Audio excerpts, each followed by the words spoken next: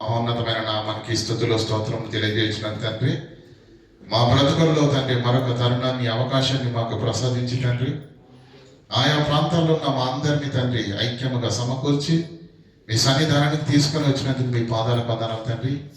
ఈ దినాన ఈ తరుణంలో తండ్రి నా కొరకు మా కొరకు ఏ వాక్యాన్ని అయితే మీరు సిద్ధపరిచి ఉన్నారు తండ్రి, ఏ మాటల చేతనైతే మమ్మల్ని సరిచేయనై ఉన్నారు తండ్రి, అట్టి మాటలను సూటిగా స్పష్టంగా వినుటకును మా హృదయాల్లో నాటుకొనుటకు తండ్రి మా హృదయాలను సిద్ధపరచమని ప్రాధేయపడుతున్నాను తండ్రి.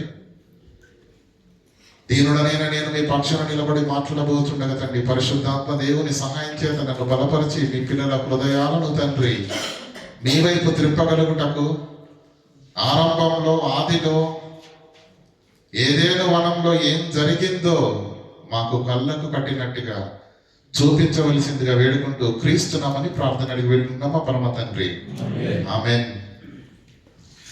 ప్రియులారా, ఏదైనా వనంలో ఏం జరిగింది అనే ఈ ప్రశ్నార్థకమైనటువంటి సెమినార్కు విచ్చేసినటువంటి మీ అందరికి మరొకసారి క్రీస్తు నామంలో స్వాగతం తెలుపుతున్నాను. ప్రియులారా, మరి సంఘ బిడ్డలకు మరి మా ఆత్మీయులకు మా ఆహ్వానాన్ని మన్నించి మరి ఆయా ప్రాంతాల నుంచి ప్రయాణం చేసి వచ్చిన ప్రతి ఒక్కరికి పేరు పేరు నామంలో వరుసలో మీకు స్వాగతం తెలుపుతున్నాను. ప్రియులారా, ఏదైనా వనంలో ఏం జరిగింది? క్రైస్తవ కుటుంబాలలో పుట్టాము గనక క్రైస్తవ వాతావరణంలో పెరిగిన దాఖలాలు మన జీవితంలో ఉన్నాయి కనుక ప్రతి సన్నివేశాన్ని ప్రతి సందర్భాన్ని ఆయా సమయాల్లో చిన్నపిల్లల చేత నాటికలు వేయించి కదండి, అది క్రిస్మస్ వృత్తాంతం కావచ్చు, ఈస్టర్ వృత్తాంతం కావచ్చు, లేదంటే గుడ్ ఫ్రైడేకి సంబంధించింది కావచ్చు, ఇలా చిన్నపిల్లలకు మరి వారికి నేర్పించి ఒక నాటిక రూపంలో తెర మీద ఉన్న ప్రజలందరికీ, తెరను చూస్తున్న ప్రజలందరికీ అర్థమయ్యేటట్టుగా ఒక చిన్న నాటక రూపంలో ప్రదర్శన చేస్తూ చూపిస్తూ ఉంటారు. గనక బైబిల్లో ఉన్న సందర్భాలు కొన్ని ప్రజలకు సుపరిచితం, బాగా తెలుసు కదా. ఇక ఆదికాండంలో ఉన్నటువంటి ఈ తొలిఘట్టం ఏదైనా వనంలో ఏం జరిగింది అనేది ఈరోజు మనం లోతుగా ఆలోచించబోతున్నాం. సాధారణంగా మనందరికి తెలిసింది వేరు, లేఖనాలలో ఉన్నది మనం అనుకుంటున్నది లేఖనాలలో లేదు, లేఖనాలలో ఉన్నది మనం అర్థం చేసుకోలేదు ఇప్పటి వరకు. మరొక్కసారి చెప్తాను, మనం అనుకుంటున్నట్టుగా లేఖనాలలో లేదు, లేఖనాలలో ఉన్నది ఇప్పటి వరకు మనం అర్థం చేసుకోలేదు. సో లేఖనాలలో ఏముంది? ఏముందండి? ఏం జరిగింది? ఏదైనా మనం అంటే ప్రియులారా, సాధారణంగా ఆడపిల్లలకు పుట్టినీళ్ళు ఒకటి ఉంటుంది, మెట్టినీళ్ళు ఒకటి ఉంటుంది కదండి.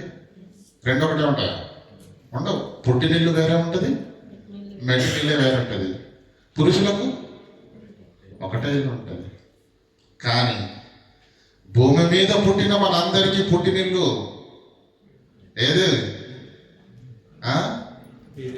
ఏదైనా వనం, అదందరికీ పుట్టినీళ్ళు, అదందరికీ పుట్టినీళ్ళు. అక్కడి నుంచి కదా ప్రారంభమైంది. దాన్ని ఆలోచించడానికి, దాన్ని చెప్పడానికి ఎందుకు అంత ఇబ్బంది పడుతున్నారు? అక్కడి నుంచి రాలేదు అందరం కదా. మనందరి పుట్టిల్లైన ఏదైనా వనంలో మన ఆది తండ్రి, మన ఆది తల్లి ప్రారంభంలో ఉన్నప్పుడు ఆ తొలి దినాలలో జరిగిన సందర్భములో ఏం జరిగింది? ఏదో జరిగింది, కానీ ఏం జరిగిందో మాత్రం అర్థం కాలేదు. జరిగిందనేది పైపైన తెలిసేసుకున్నారు ఈరోజు క్రైస్తవ సమాజం అంతా. ఆలోచిద్దాం ప్రియులారా, ఏం జరిగింది? ఆదికాండము 2వ అధ్యాయము మొదటి నుంచి చదువుకుందాం. ఆకాశము భూమిను ఆదికాండము 2వ అధ్యాయము ప్రారంభం నుంచి. ఆకాశము భూమియు వాటిలో ఉన్న సమస్తము సమూహమును సంపూర్తి చేయబడెను. ఏం జరిగింది ఆది కాండంలో అంటే, దేవుడు ఇక్కడ ఏమంటాడు, ఆకాశము భూమి వాటిలో ఉన్న సమస్తము, చెట్లు పుట్టలు గుట్టలు మైదానాలు పక్షులు జంతువులు, ఇలా కంటికి కనిపిస్తున్న ప్రకృతిలోని ప్రతి అణువును సమూహమును సంపూర్ణము చేయబడను, సంపూర్తి చేయబడను. దేవుడు తాను చేసిన దేవుడు తాను చేసిన పనిని 7వ దినములోగా సంపూర్తి చేసి తాను చేసిన తన పని అంతటి నుండి 7వ దినమున విశ్రమించెను కదా. 6 దినాల్లో దేవుడు సృష్టిని చేశాడు. 6 దినాలలో మొదటి దినము సృష్టి, 2వ దినము 3, 4, 5, 6వ దినము కూడా సృష్టి చేశాడు. 6వ దినములో చివరి భాగంలో ఏం చేశాడు? లేదు, అప్పుడు వెళ్ళక విశ్రాంతిలోకి. 6వ దినము చివరిలో 6 దినాలు సృష్టి చేసి ఆదాముని ఎప్పుడు చేశాడు? 6వ దినములో చివరి భాగంలో మనిషిని చేశారు. 2:7 చదవండి. దేవుడైన యెహోవా నేల మట్టితో నరుని నిర్మించి వారి నాసికారంధ్రములలో జీవవాయువును ఊదగా నరుడు జీవాత్మాయన. అక్కడికి 6 దినాలలో సృష్టి సంపూర్ణమైపోయింది ప్రియులారా. తర్వాత ఏం జరిగింది? ఆదాము ఏమండి నేల మట్టితో నరుని నిర్మించి అతని నాసికారంధ్రంలో జీవవాయువు ఊదినప్పుడు దేవునిలో ఉన్న ఆత్మ ఆ నాసికారంధ్రం గుండా వెళ్ళి ఆ మట్టి బొమ్మను జీవింప చేసినప్పుడు ఆ మట్టి బొమ్మ, అప్పటి వరకు పడుకున్న మట్టి బొమ్మ లేచింది, నిలిచింది, నడుస్తుంది. దేవుడు చూసి ఆనందపడిపోయాడు. ప్రతి చల్లపూట ఆదాము దగ్గరకు వస్తున్నాడు, మాట్లాడుతున్నాడు. నిదానించి చూశాడు. దేవుడికి ఏం కనిపించిందంటే ఒక కొదువ కనిపించింది. నరుడు ఒంటరిగా ఉండుట అతనిగా అది వేరే సబ్జెక్ట్. నరుడు ఒంటరిగా ఉండుట మంచిది కాదని దేవుడు దేవుడు దేవుడు సాటి అయిన సహాయాన్ని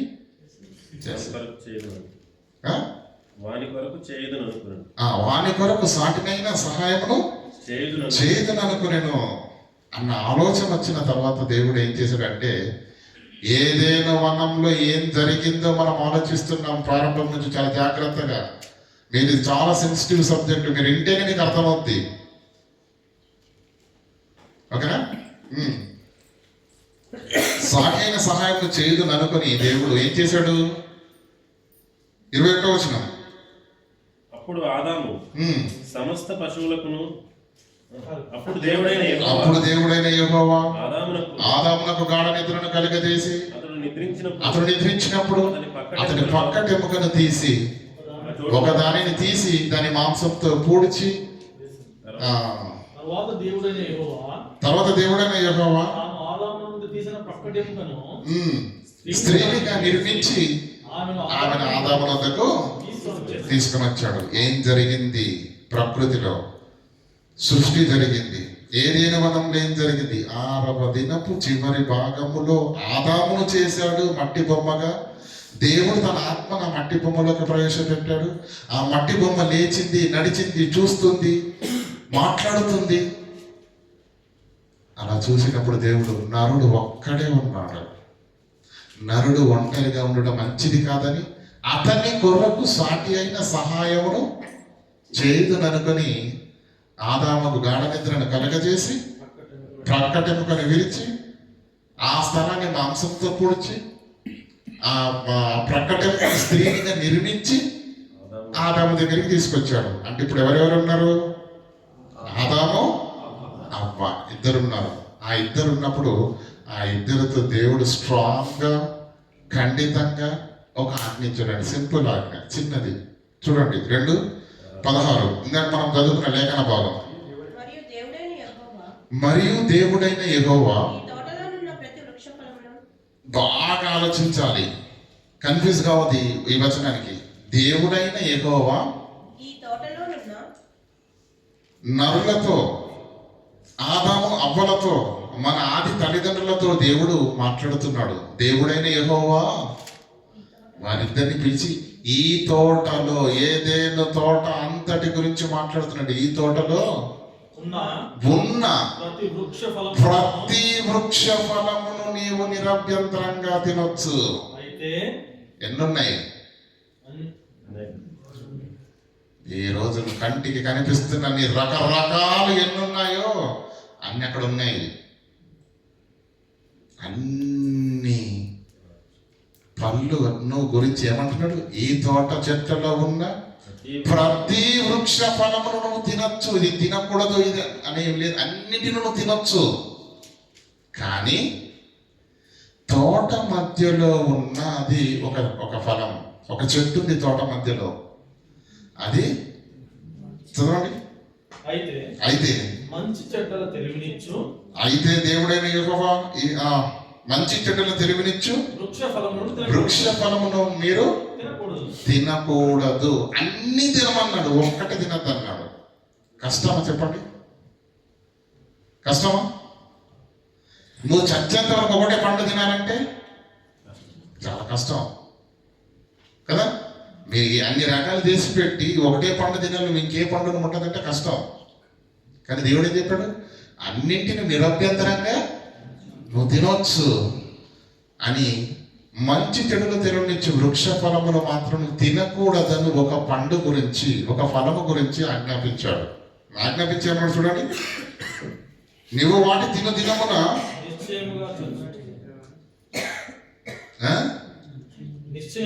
నీవు వాటి దినమున నిశ్చయముగా చచ్చెదవన్నాడు. నిశ్చయముగా నరునికి ఆజ్ఞాపించాడు. అవునా? దినములను నిత్యంగా చొచ్చదమన్నాడు. మరి ఏం జరిగింది? 3వ అధ్యాయం చదవండి దయచేసి. 3వ అధ్యాయం నుంచి. దేవుడైన యెహోవా చేసిన సమస్త భూజంతువులలో సర్పము యుక్తి గలదై ఉండెను. అది ఆ స్త్రీతో ఇది నిజమా? ఈ తోట ఫలములలో దేనిని తినద్దన్నాడా? ఒక్కదాన్ని తినద్దన్నాడా? ఒక్కదాని గురించి ఆజ్ఞాపించాడు. కానీ ఏమంటుంది సర్పము? దేనినైనా తినకూడదని నీకు దేవుడు చెప్పాడా అని అడిగాను. అందుకు స్త్రీ అంటే ఆదాము తోటి దేవుడు ఏదైతే చెప్పాడో సమాధానం ఎవరు చెప్తున్నారు ఇక్కడ? ఎందుకు ఈ మాట నేను రైట్ చేస్తున్నానంటే, కొంతమంది పండితులు ఏమన్నారంటే దేవుడు ఈ పండును తినద్దు అని ఎవరికి ఆజ్ఞాపించాడట? ఆదాముకి ఆజ్ఞాపించాడు. అప్పటికి పక్కటెముకని విరిచి స్త్రీని చెయ్యలేదంటున్నారు. కనుక అవ్వకు తెలిసే అవకాశం లేదంటున్నారు. అది ఎంతవరకు వాస్తవం? ఒకవేళ తెలియలేదు అనుకుందాం. ఇక్కడ పాముతో సర్పంతో మాట్లాడుతుంది ఎవరండి?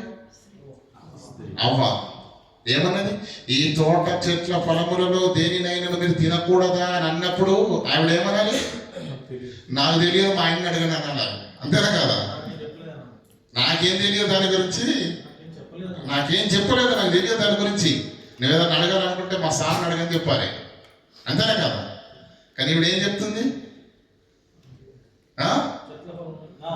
సమాధానం చెబుతుందండి.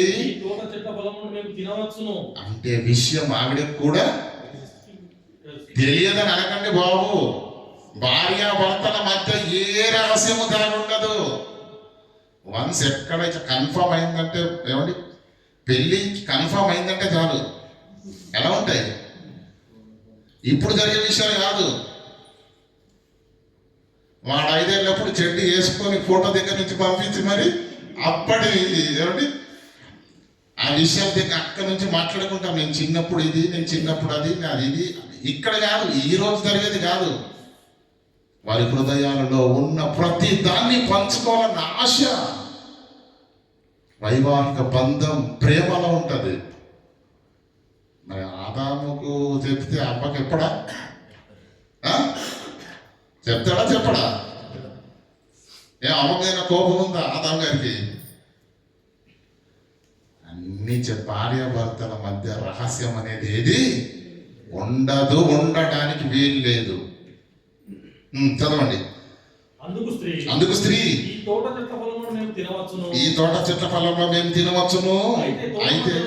అయితే తోట మధ్యలో ఉన్న ఫలములు మాత్రము చెట్టు ఫలములను గురించి దేవుడు మీరు చావకున్నట్లు వాటిని తినకూడదని, మీరు తింటే చస్తారని చెప్పేసి దేవుడు చెప్పాడని వాటిని ముట్టకూడదని అవ్వ సర్పంతో సమాధానం చెప్పిందంటే విషయం అవ్వకు 100% తెలుసా లేదా? తెలుసా? అందుకు సర్పం వచ్చింది. ఇది మనకు అవసరం లేదు. సావనే సావరన్నది హితోపదేశం చేసింది. తర్వాత మొత్తానికి 6వ వచనం చదవండి. స్త్రీ ఆ వృక్షము ఆహారములకు మంచిదియు కన్నులకు అందమైనదియు వివేకమిచ్చు రమ్యమైనది కూడా చూచినప్పుడు ఆమె దాని ఫలములలో కొన్ని తీసుకొని తిని తనతో పాటు తన భర్తకిస్తే భర్త కూడా తిన్నాడు. ఏమండి 4వ వచనంలో సర్పము మీరు చావనే చావరు, మీరు వీటిని తిను దినమున మీ కన్నులు తెరవబడతాయి. అంటే థర్డ్ పర్సన్ కదా. సర్పం అనేది దేవుడు ఉన్నాడు, ఆదాము ఉన్నాడు, అవ్వుంది. ప్రతి చల్లపూట దేవుడు వచ్చి వారితో సంభాషిస్తున్నాడు. అవునా? దేవుడు, ఆదాము, అవ్వ ఈ క్యారెక్టర్స్ తప్ప మరొకటి లేదు. సడన్ గా ఒక్కటి బయట నుంచి వచ్చేసి సర్పం అవ్వా ఇది నిజమనేసరికి నువ్వు ఎవరు రావాలి? ఫస్ట్ గుణవంతురాలైతే కాదా?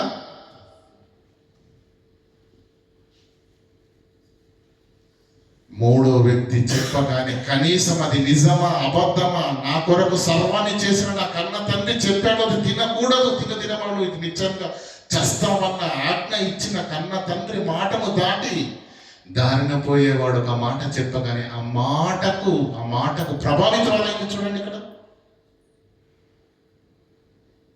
మోసపోయింది. సాధారణంగా సేల్స్ మ్యాన్స్ ఇంటికి వస్తూ ఉంటారు. నేను చాలాసార్లు చెప్పాను ఈ విషయం. సేల్స్ మ్యాన్స్ ఏవైనా సరే వస్తువులు ఇంట్లో ఉపయోగించుకునే గ్రైండర్ కావచ్చు, కుక్కర్ కావచ్చు, వాషింగ్ మిషన్ కావచ్చు, ఏదైనా సరే అమ్మడానికి వస్తువులు వస్తూ ఉంటారు. మేడం మీరు తీసుకుంటే చాలా బాగుంటుంది అనేసరికి లేవయ్యా డబ్బులు లేవు, అనవసరంగా నువ్వు వెళ్ళు అంటాడు. వెళ్ళనగానే వాడు ఏమంటాడు తెలుసా? మేడం మీరు తీసుకోకపోయినా పర్వాలేదు, కేవలం వినండి అంటాడు. అంతే, కేవలం వినండి. ఫస్ట్ ఏమంది ఈవిడ? వద్దు, మా దగ్గర డబ్బులు లేవని వెళ్ళిపోంది. మీరు తీసుకోకపోయినా పర్వాలేదు మేడం, కాస్త ఒక 2 నిమిషాలు నేను చెప్పేది వినండి అంటాడు. వాడు స్టార్ట్ చేస్తాడు. మేడం మీరు ప్రొద్దున లేచి ఇంత టైం వేస్ట్ చేసి ఆ రోలు దగ్గరికి వెళ్ళి ఆ మసాలాలు ఇంత కష్టం అవసరం లేదు. మీరు అలా సిట్ చేసి ఇలా అన్నారా 2 నిమిషాల్లో పౌడర్ అయిపోద్ది, మీకు ఎంత టైం సేవ్ అవుతుంది మేడం, ఒక్కసారి ఆలోచించండి. అడిగి చెప్పడం కూడా కంప్లీట్ అవ్వదు. అప్పుడు ఆవిడేమంటే తెలుసా? ఇంతకీ ఎంత అండి దీని ప్రైజ్ అంటది. ముందేముంది? కొనంది, డబ్బులు లేవంది. అతడు చెప్పేసరికి అతడి మాటల గారడి చేత ఈమె పట్టబడినదై మెల్లగా అతని ట్రాక్లోకి వెళ్ళిపోతుంది. ఎంత అండి? ఎంత మేడం? 2000 అండు. ఒక 2000 ఉంది అనుకోండి, 2000 మేడం అండు, 2000 మేడం అంటాడు. అర్థమవుతుందా? ఆ విధంగా బిజినెస్ టెక్నిక్ ప్రియులారా, అదే టెక్నిక్ అక్కడ కూడా వాడబడింది. ఎప్పుడైతే అవ్వను మాటల చేత లాలన చేత గారడి చేశాడో అవ్వ మోసపోయింది. ఆ పండును చూసిందట. ముందు చూసినప్పుడు పండులాగానే కనిపించింది. ఈ సర్పం వచ్చి మీ కన్నులు తెరవబడతాయి, మీరు దేవతలు అయిపోతారని లేని చెప్పేసరికి నిజమా అన్నది. అప్పుడు చూసింది పండును. అప్పుడు అంతకుముందు చాలాసార్లు చూసింది పండులాగానే కనిపించింది. ఇప్పుడు చూసేసరికి ఎలా కనిపిస్తుంది? ఆ పండు కన్నులకు పండు కన్నం ఉంటుందా? పండు రమ్యంగా ఉంటుందా చూడడానికి? రమ్యమైనది, కన్నులకు తెలివినిచ్చేటట్టుగా కూడా ఉందంట పండు. మోసపోకండి, అదంతా మోసం. మీరు రెస్టారెంట్ దగ్గరికి వెళ్ళి తినడానికి ఆకలితో బయట బోర్డు చూశారనుకోండి, నోట్లో నోరు ఊరిపోద్ది. ఆ ఫ్రై చేస్తున్నది ఉంటుంది చూడండి ఫోటో, బిర్యానీ ఫోటో ఉంటుంది చూడండి, దాంట్లో గుమగుమలు ఏంటి, ఆ ఫ్లెక్సీలోని గుమగుమలు పైకి ఏస్తున్నట్టుగా ఉంటుంది.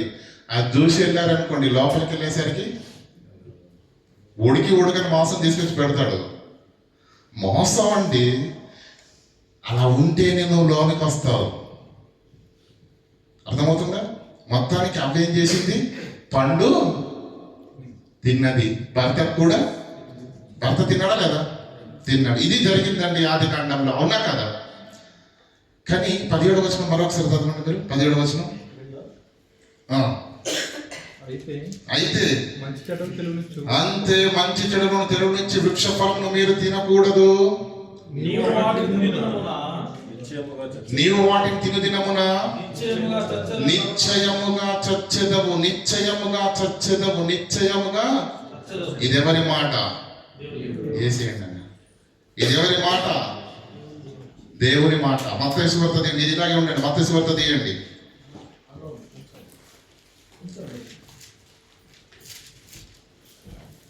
ఆ 24:35.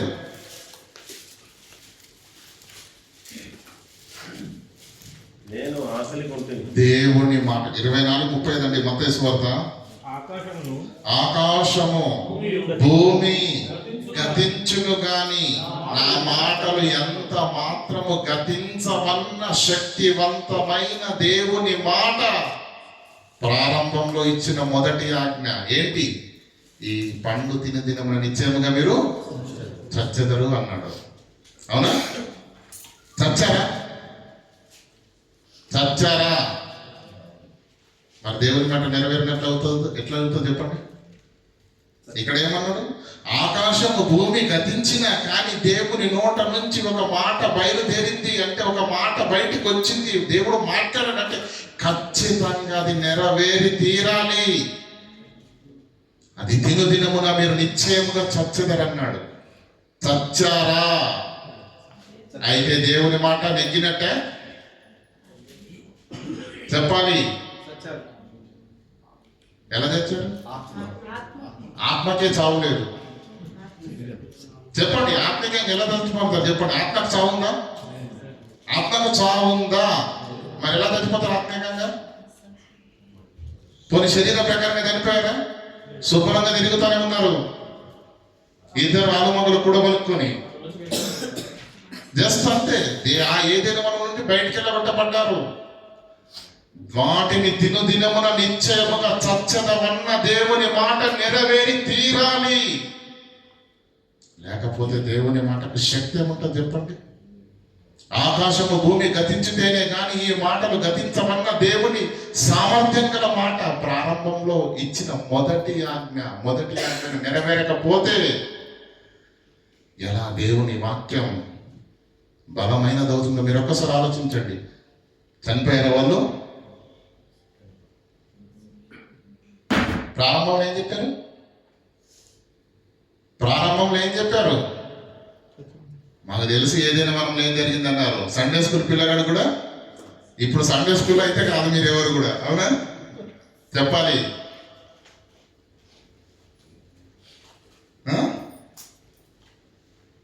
ఏం జరిగింది? తిను దినమున నిశ్చయముగా చచ్చెదవన్న మాట మరొకసారి చదవండి. అయితే మంచి చెడుల తెరపై వృక్షఫలము తినకూడదు అన్నా. అది 24 పెట్టండి. 17 ఉందా? ఓకే. అయితే మంచి చెడ్డలు తెలియనిచ్చు వృక్ష ఫలమును మీరు తినకూడదు. తింటే ఏం జరుగుద్ది? తిను దినమున నిశ్చయముగా అన్నాడా? డౌట్తో చెప్పాడా? ఏమో ఒకరు తింటే ఒకరు చస్తే చనిపోతారని చెప్పాడా? డాక్టర్ గారి దగ్గర తీసుకెళ్ళామనుకోండి, డాక్టర్ ఏది కరెక్ట్గా చెప్పాడు, అన్ని డౌట్లే కదా. యేసుక్రీస్తు ఏమంటుంది? దేవుడి మాట ఇక్కడ ఏమంటుంది? తిను దినమున నిశ్చయముగా చచ్చెదరు. తిన్నారా లేదా? భార్య తింది, భర్త తిన్నాడు. ఆలుమలకలు ఇద్దరు తిన్నారు, చనిపోయారా? అయితే దేవుని వాక్యము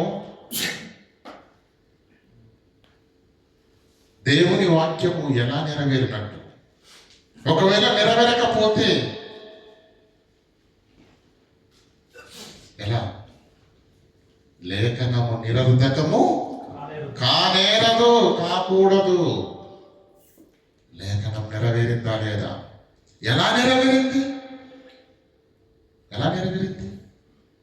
ఇప్పుడు ఆలోచన చేద్దాం పిల్లలు. మొత్తానికి వాళ్ళు ఏం చేశారండి? పండు తిన్నారు, అంతేనా? పండేనా? ఇంకేమైనా తిన్నారా? పండే తిన్నారు కదండి. పాపం అని మనం ఈరోజు దేని పాపం అంటున్నాం? నరహత్య పాపమా కాదా?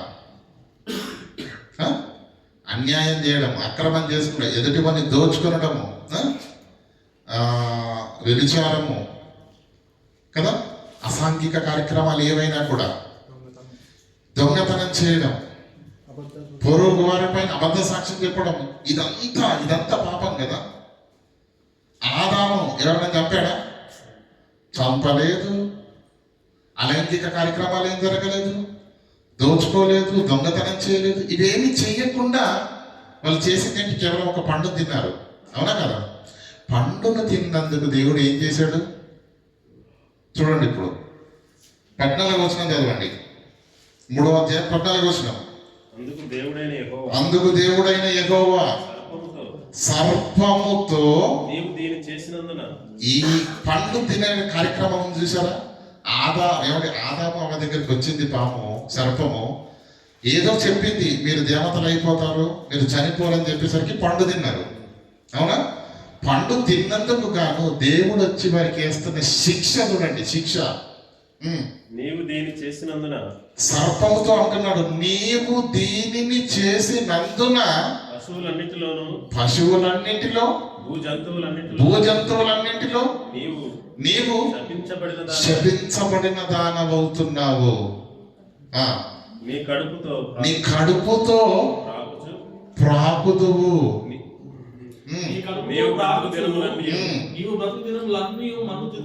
బ్రతుకు దినములన్నీ మన్ను తిందువు. ఎవరి శాపం? మొదటి శాపం ఎవరికి? సర్పమునకు. ఏమన్నాడు? భూజంతువులలోను ఆకాశ పక్షులన్నిటిలోనూ శపించబడిన దానివై నువ్వు కడుపుతో పాకుతావంటే దాని అర్థం ఏంటి? అప్పటి వరకు ఉన్నవన్నీ తెగిపోయాయని దాని అర్థం. తెగిపోయి ఏమంటారు? నువ్వు కడుపుతో పాకాలి, మన్ను తినాలి. కడుపుతో పాకాలి, మన్ను తినాలి. బాగా ఆలోచించండి. మరియు రెండవది, నీకును స్త్రీకిని నీ సంతానమునకును ఆమె సంతానమునకును వైరం కలుగజేస్తాడు. నిన్ను తల మీద కొట్టును, నీవు దానిని మడమ మీద కొట్టేదవు. ఆయన స్త్రీతో ఏమండి? రెండవ శాపం 16వ వచనంలో చూడండి. స్త్రీతో నీ ప్రయాసమును నీ గర్భవేదనను నేను మిక్కిలి హెచ్చించెదను. వేదనతో నీ పిల్లలను కందువు. నీ భర్త ఎడల నీకు వాంఛ కలుగును, అతడు నిన్ను ఏలునని చెప్పాను. ఇది ఎవరికి?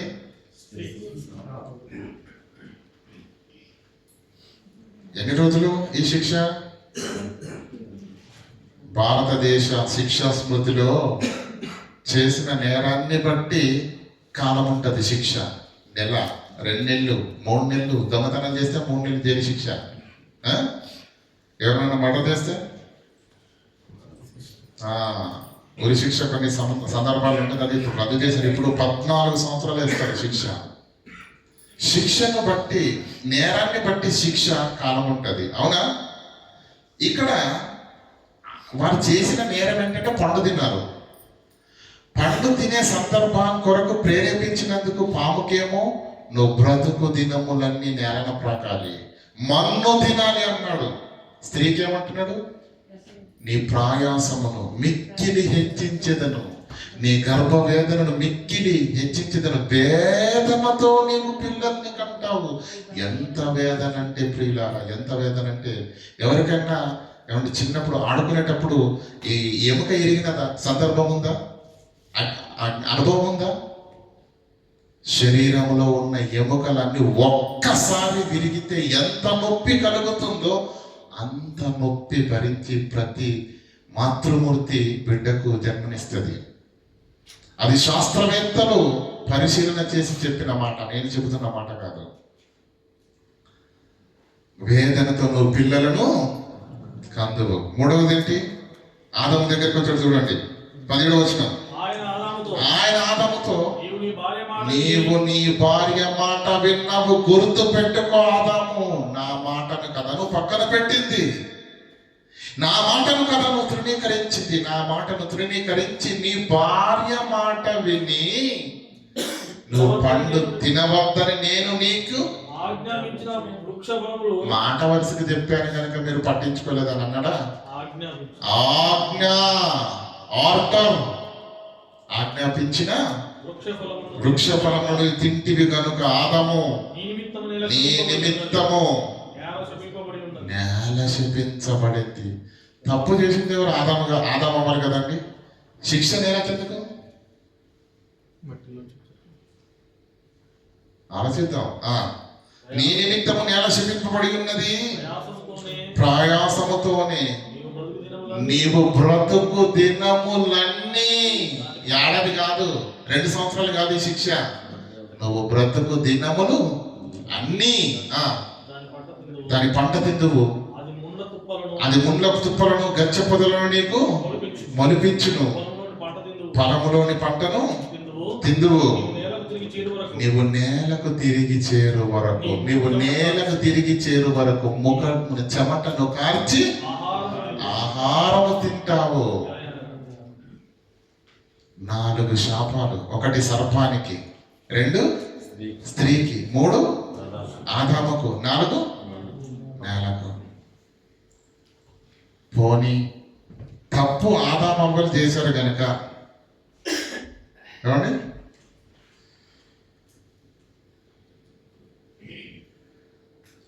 తప్పు ఆదాము చేశారు గనక, ఆదామవ్వలు చేశారు గనక ఆ శిక్ష ఆదామవ్వలకైతే ఓకే కదా.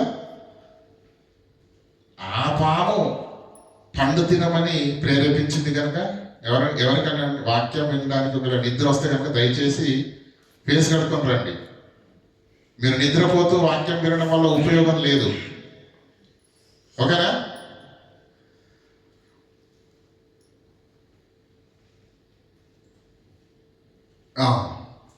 ఎవరికి ఇప్పుడు ఈ శాపం ఎవరికి వచ్చింది? సర్పానికి, ఆదమ్మకు, అవ్వకు, నేలకు. ఇప్పుడు ఆ పాము పండు తినమని ప్రేరేపించింది కనుక ఆ ఒక్క పాము నేలతో ప్రాకితే పర్వాలేదు, కానీ ఈ రోజుకు కూడా పాము జాతి ఆ ఒక్క పాముకే కాదు, దాని గర్భాన పుట్టే పాములన్నిటికీ ఈ భూమి అంతమయ్యేంత వరకు ఎన్ని పాములు పుట్టుకొచ్చినా అవన్నీ కూడా నేలతోనే ప్రాకాలి. స్త్రీకి గర్భవేదనను ఎక్కువ చేస్తున్నాడు, ప్రయాసాన్ని ఎక్కువ చేస్తున్నాడు, వేదనతో పిల్లల్ని కంటాను అన్నాడు. అవ్వ తప్పు చేసింది గనక, పండు తిన్నది గనక, ఆజ్ఞను అతిక్రమించింది గనక ఆవిడకే గర్భవేదన ఉంటే, ప్రసవ వేదన ఉంటే బాగుండు. ఈరోజు ఆడపిల్లగా పుట్టిన ప్రతి స్త్రీమూర్తి అదే గర్భవేదనను ఎందుకు అనుభవిస్తుంది? తప్పు చేసింది అవ్వ కదా. అవ్వ చేసిన తప్పుకు ఇప్పటి వరకు శిక్ష భరించాలా? ఆదాము కదండి తప్పు చేసింది. కానీ ఈరోజు భూమి మీద మనుషులమైన మనమంతా పురుషులము, మొఖమున చెమటను కార్చే ఆహారాన్ని తింటున్నారు. రేట్లాడితే తప్ప డొక్కాడని బ్రతుకులు ఎందుకు తయారయ్యాయి? ఎందుకు తయారయ్యాయి? ఆదామవ్వలు తప్పు చేస్తే అది వాళ్ళకి శిక్ష చేస్తే సరిపోతుండే, వారి గర్భాన పుట్టిన పిల్లలకు వేయకూడదు కదా. తెంపింది పండునేనండి, కేవలము పండు తెంపినందుకు పాములన్నీ ఈరోజు నేలనే ప్రాకుతున్నాయి. స్త్రీలకు కూడా ఈరోజు ఏముంది? ప్రసవ వేదన ఉన్నది. పురుషునికి ముఖమున్న చెమట కార్చి బ్రతకవలసిన వైఖరి.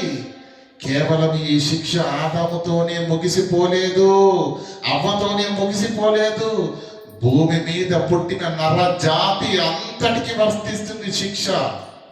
శాశ్వతమైన శిక్ష వేశాడు, శాశ్వతమైన శిక్ష.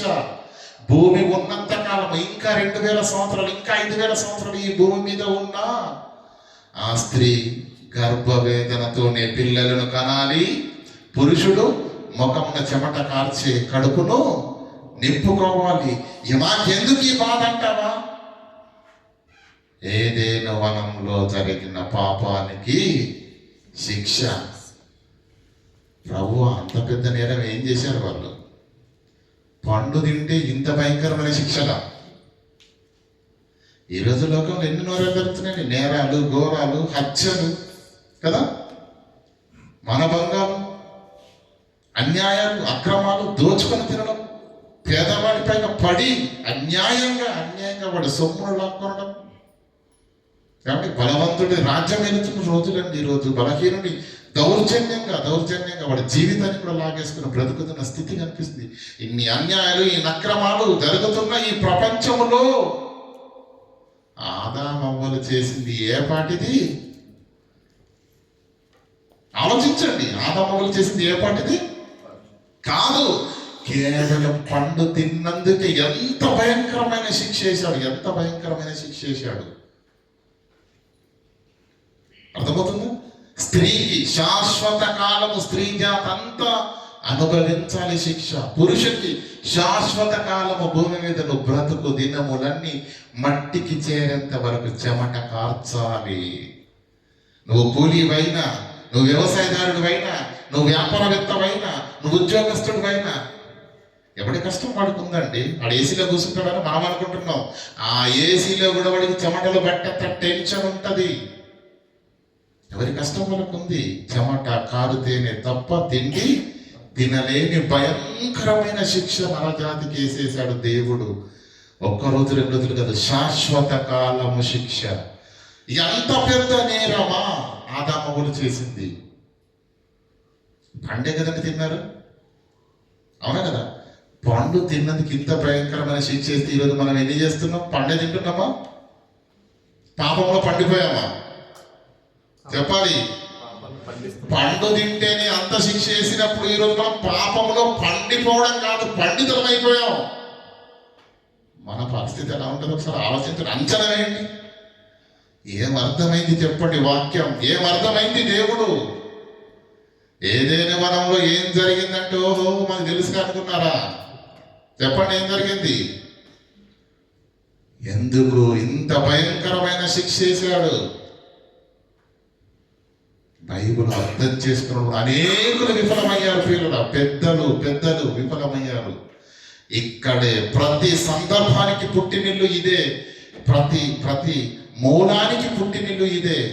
ఏ విషయం మూలం తెలియాలన్నా ఎక్కడికి వెళ్ళాలి? మనం ఏదైనా వనంలోనికి వెళ్ళాలి. అక్కడ దొరుకుతుంది మూలం. ఎందుకంటే మానవ జాతి ప్రారంభం అక్కడే జరిగింది కనుక. ఈ సందర్భాన్ని అర్థం చేసుకొనడంలో కొంతమంది విఫలమై కొన్ని భయంకరమైన సిద్ధాంతాలను, లేదంటే భయంకరమైన ప్రక్క త్రోవలలోకి వెళ్ళిపోవడం అనేది జరిగింది. దినమున నిత్యంగా చచ్చుదు అన్నాడు. తిన్నారా లేదా? చచ్చారా లేదా?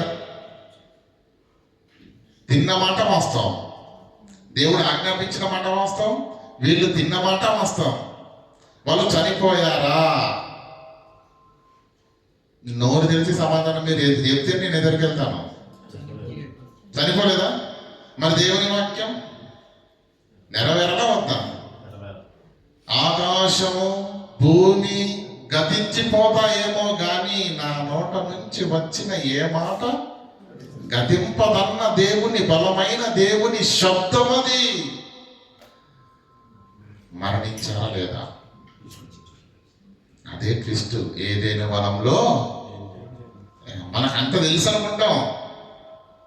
ఏదైనా వనంలో ఏం జరిగింది అంటే దీనికి అనేక మంది ఇస్తున్నటువంటి వివరణ ఏంటంటే, లేదండి వాళ్ళు ఆత్మీయంగా చనిపోయారండి అంటున్నారు. ఇందాక అన్న కూడా అన్నాడుగా, ఆత్మీయంగా చనిపోవడమా?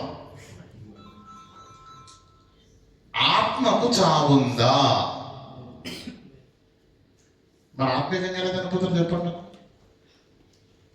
ఆత్మకు చావే లేనప్పుడు ఆత్మను చంపే శక్తి ఈ ప్రకృతిలోనే లేదు. ఆత్మకు చావు అనేది లేదు, ఆత్మకు నాశనం లేదు. మరి ఆత్మీయంగా ఎలా చనిపోతారు? రాంగ్. పోనీ శరీర ప్రకారంగా చనిపోయారా? లేదు. ఇక్కడే ఎవరికి తోచింది వాళ్ళు రాసేసుకున్నారు. ఎవరికి తోచింది దాన్ని వాళ్ళు మాట్లాడేశారు. కొంతమంది ఆత్మీయంగా చనిపోయారని చెప్పేసి ఒక కోణంలో వెళ్ళిపోయారు. కొంతమంది శరీర ప్రకారంగా మరి చనిపోవడం అనేది అంటే మనిషికి మరణం అనేది ఎప్పుడు నిర్ణయించబడింది అంటే, ఆదాము అవ్వలు పాపం చేసినప్పుడే. అప్పటి వరకు దేవుడు డిసైడ్ కాలేదు. ఏంటి? భూమి మీద చిరంజీవిగా అంటే తెలుసు కదండి. ఆ చిరంజీవి దగ్గరికి వెళ్ళకండి. మరణం లేనివాడని దాని అర్థం. మరణం లేనివాడిగా సృష్టించాడు. ఎప్పుడైతే ఆదాము అవ్వలు తప్పు చేశారో, ఆజ్ఞ అతిక్రమించారో, అప్పుడు నువ్వు చనిపోవలసిందిరా కొంతకాలానికి అని చెప్పేసి అప్పుడు శరీరానికి మరణాన్ని నియమించాడని కొంతమంది చెప్తున్నారు. ఆత్మీయంగా చచ్చిపోయారని కొంతమంది, శరీర ప్రకారంగా మరణం అనేది అప్పుడే నిర్ణయించబడింది. అంతకుముందు మనిషికి మరణం అనేది నిర్ణయించబడలేదు అని వాళ్ళు చెప్తున్నారు. ఓకేనా? ఇది మొదటి వాదన అయితే. రెండవ వాదన ఎలా ఉందంటే, ఆదాము ఏం చేశాడండి?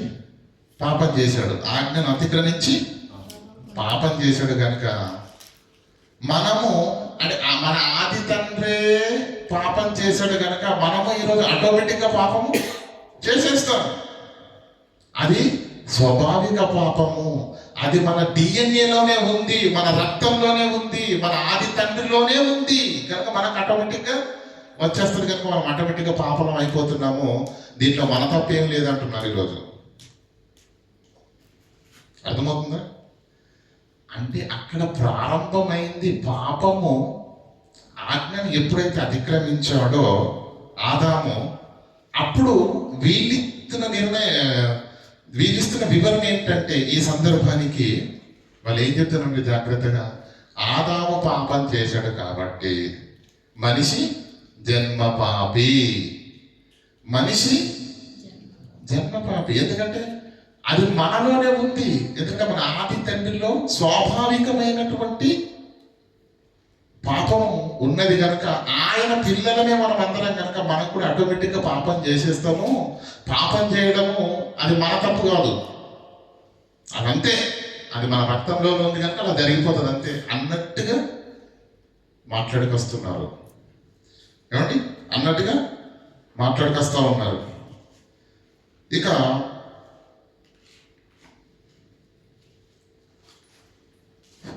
మరణం అనేది శరీరానికి జరిగిందా, ఆత్మకు జరిగిందా? మరణము ఎప్పుడు నియమించబడిందో అన్న అవగాహన లేదు. ఫస్ట్ వాళ్ళు ఏమనుకుంటారంటే, ఆజ్ఞను అతిక్రమించినప్పుడే అప్పుడే దేవుడు డిసైడెడ్ ఇక నుంచి మనిషికి శరీరము అంటే మరణం. ఈరోజు మనం మరణం అని మట్టిలోనికి ఈ దేహాన్ని పూడ్చేస్తున్నాం చూడు. ఈ మరణం ఎప్పుడైతే ఆదాము అవ్వ తప్పు చేశారో అప్పుడే నిర్ణయించాడు అని ఈరోజు అందరూ భావిస్తున్నారు. ఆదాము అవ్వలు ఆజ్ఞ అతిక్రమించిన తర్వాతనే శాపం పెడుతూ మీరు ఇక్కడి నుంచి మీరు చనిపోతారు. ఎందుకంటే అక్కడ తిని దినమున నిశ్చయముగా చచ్చదమన్న మాటకు అర్థం ఏంటంటే, అంతవరకు మన శరీరాలకు మరణం లేదు, అప్పుడే మరణం అనేది స్టార్ట్ అయింది. కాకపోతే వెంటనే రాదు, టైం పడుతుంది. 60, 30, 10, 20 అలా ఏళ్ళ టైం పడుతుంది. మొత్తానికి చచ్చిపోతాడు. ఆ పాపానికి మూలం దేవుడు దినం నిత్యంగా చస్తాడు అన్నాడు. ఆయన ఆదాము తప్పు చేసి పాపం చేశారు కనుక మనిషికి మరణం అనేది ప్రారంభమైంది, భౌతిక మరణం అనేది ప్రారంభమైందని చెబుతున్నవారు కోకొల్లలుగా ఉన్నారు. కానీ కొంతమంది ఏమో ఆత్మీయక మరణం అంటున్నారు. కానీ ఈ విషయాన్ని ఖండించాలి వాక్యాన్ని బట్టి. ఎందుకంటే దేవుడు మనిషికి మరణం అనేది భూమి మీదకి వచ్చిన తర్వాత, పండు తిన్న తర్వాత నిర్ణయించలేదు. అర్థమవుతుందా లేదు? నంబర్ 1, మనిషికి మరణము ఎప్పుడు నిర్ణయించబడింది. ఓకేనా? నంబర్ 1. నంబర్ 2, ఆ మరణం శరీరానిక ఆత్మక. నంబర్ 2. నంబర్ 3, అక్కడ జన్మ పాప అంటే తనలో ఉన్నటువంటి స్వభావమే అలాంటిది. పాప స్వభావం ఉన్నది కనుక ఆయన పాపం చేశాడు. ఆదాము తప్పు లేదు. వెనకటికి ఏమండి దొంగిలిల్లాడట. ఎందుకు దొంగిలిల్లారంటే ఏం చెప్పాడట? ఆకలి అవుతుంది, ఈ పాపం నాది కాదు, నా ఆకలి అన్నాడంట. ఎవరిని పట్టుకుంటాడు పోలీసుడు? తెలివి. కనుక ఇక్కడ ఏమంటున్నారు? మరణము ఎప్పుడు నిర్ణయించబడింది మనిషికి? పండు తిన్న తర్వాత నిర్ణయించబడిందా? ముందే నిర్ణయించబడిందా? అది మనకు అర్థం కావాలి కదా. ఇప్పుడు చూడండి దయచేసి కొన్ని లేఖనాలను చూసుకుందాం. ఎఫెసీయులకు రాసిన పత్రిక 1వ అధ్యాయం 4వ వచనం.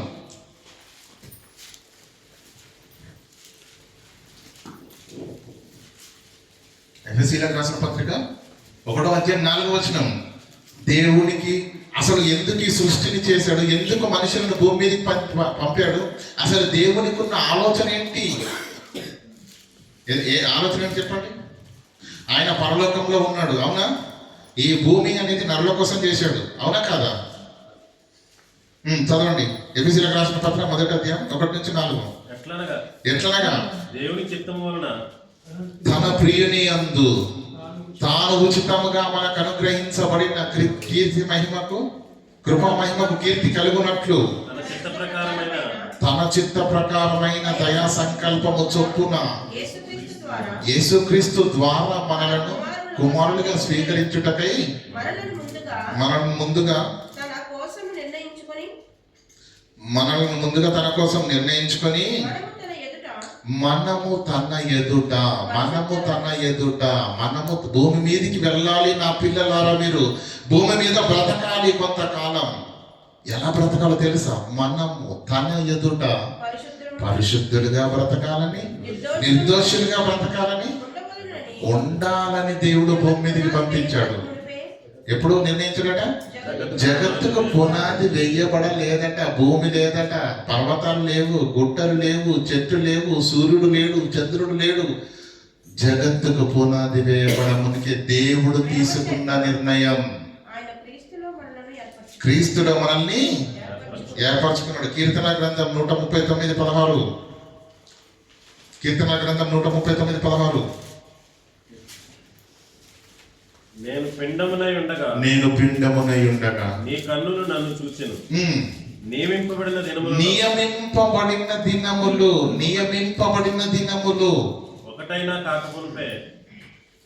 ఒకటైనా నువ్వు కాక మునిపే నా దినములన్నీ నీ గ్రంథములో లిఖితములాయెను. అంటే ఒక్కటి కూడా గడవలేదు, కాలేదు. అప్పుడు ఏమంటాడు? ఎన్ని దినాల్లో నీకు అవన్నీ లిఖితపూర్వకంగా నియమింపబడిన దినములు ఎన్నో లెక్క రాసుకుంటున్నాడంట దేవుడు. అంతేనా? నియమింపబడిన దినములు ఒకటైనను కాకమునుపే నీ గ్రంథములో లిఖితములాయను. యోబు గ్రంథం 14వ అధ్యాయం 5వ వచనం చదవండి. యోబు గ్రంథం 14:5.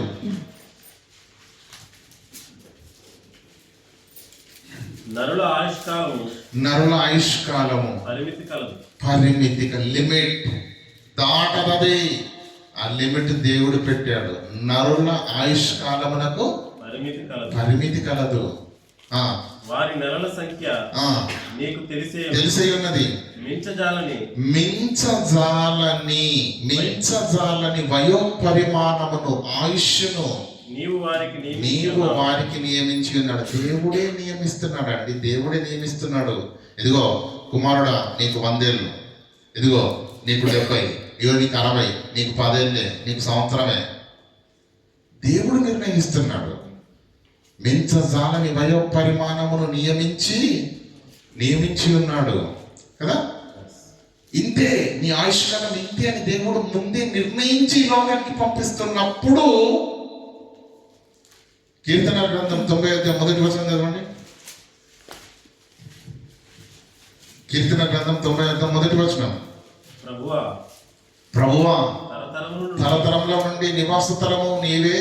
పర్వతములు పుట్టకమునకు ఆ, భూమిని లోకమును నీవు పుట్టింపమునకు ఆ, యుగ యుగములు యుగ యుగములకు నీవే దేవుడు. నీవే దేవుడవు. నీవు మనుషులను మంటికి మార్చుతున్నావు. ఆ, నరులారా నరులారా తిరిగి రండని తిరిగి రండి.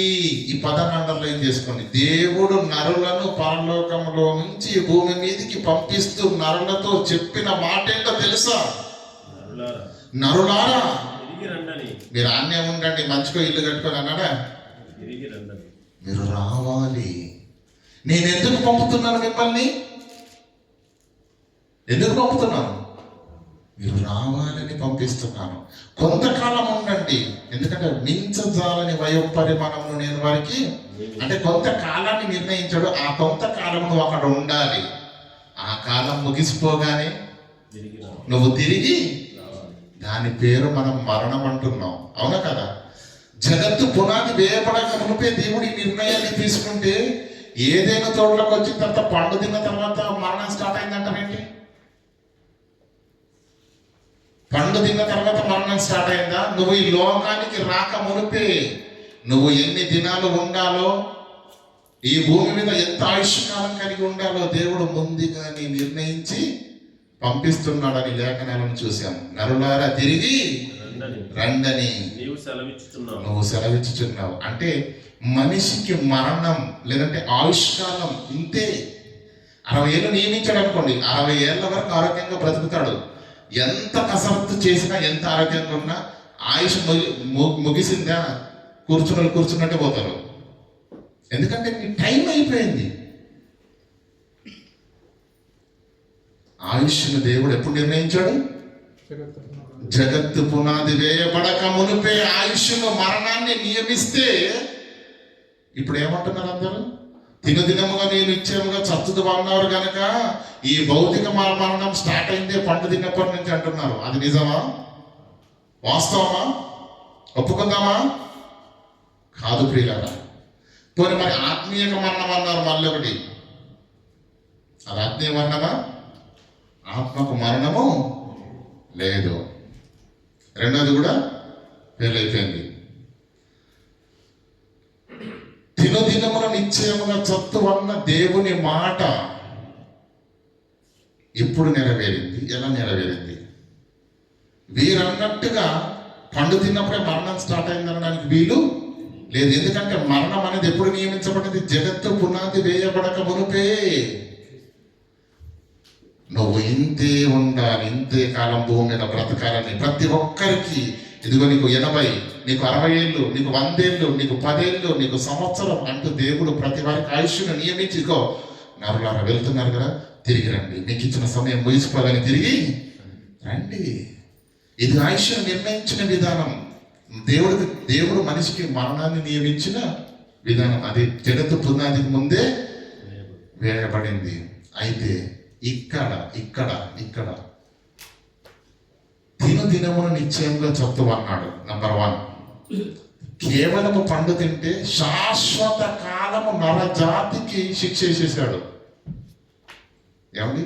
ఒక మనిషిని చంపినా ఈరోజు భారతదేశ శిక్షా స్మృతిలో 14 సంవత్సరాలు జైల్లో ఉంచుతారండి. ఆ 14 సంవత్సరాల్లో నీ అదృష్టం బాగుంటే స్వాతంత్ర దినం రోజు కొంతమంది ఖైదీలను విడిచిపెడతారు. అంటే జైల్లోకి వెళ్ళిన తర్వాత మంచి ప్రవర్తనతో ఉండి, గొడవలు పెట్టుకోకుండా మంచి సత్ప్రవర్తనతో ఉండి, భయభక్తులు కలిగి ఉంటే వారి ప్రవర్తనను పరిశీలిస్తారు పోలీసు వాళ్ళు. మంచి ఖైదీ అని వాళ్ళు సర్టిఫికెట్ ఇచ్చిన తర్వాత ఆగస్టు 15 అంటే మన స్వాతంత్ర దినోత్సవం రోజు, లేదంటే గాంధీ గారి పుట్టినరోజు కావచ్చు, అంబేద్కర్ జయంతి కావచ్చు, ఇలాంటి ఈ సందర్భాలను బట్టి మంచి ఖైదీలను ఇక చాలులే, అదేదో పొరపాట్లు నువ్వు చేసినావు, కానీ నీ ప్రవర్తన మేము చూస్తున్నాం కదా, ఒక 2 ఏళ్ల నుంచి నువ్వు మంచి వాళ్ళగా ఉన్నావని విడిచిపెట్టేస్తారు. మనిషిని చంపిన వాడికి 14 ఏళ్ళ శిక్ష భూమి మీద. అది కూడా సత్ప్రవర్తన ఉంటే మళ్ళీ విడిచిపెట్టేస్తున్నారు. పండు తిన్నందుకు ఎంతకాలం వేసాడండి శిక్ష దేవుడు? ఆదాముకు ఒక్కడికి వేసాడా? పోనీ ఆదాము కడుపులో ఉన్న కయ్యనకు హేబెలుకు వేసాడా? లేదు. ఆయన గర్భాన పుట్టిన నర జాతి అంతా అనుభవిస్తుంది ఈరోజు. ప్రసవ వేదన లేకుండా పిల్లలు కానీ వాళ్ళు ఉన్నారమ్మా. చెమట మొగాన చెమట కారకుండా డబ్బు సంపాదించేవారు, కడుపున అన్నం తినేవారు, 3 పూటలు ముద్ద నోట్లకి వెళ్ళే పరిస్థితి ఉందా పురుషులకు? లేదు. ఏ పామైనా నీకు కాళ్ళతో నడవడం చూసారా? కడుపుతోనే పాకుతుందా?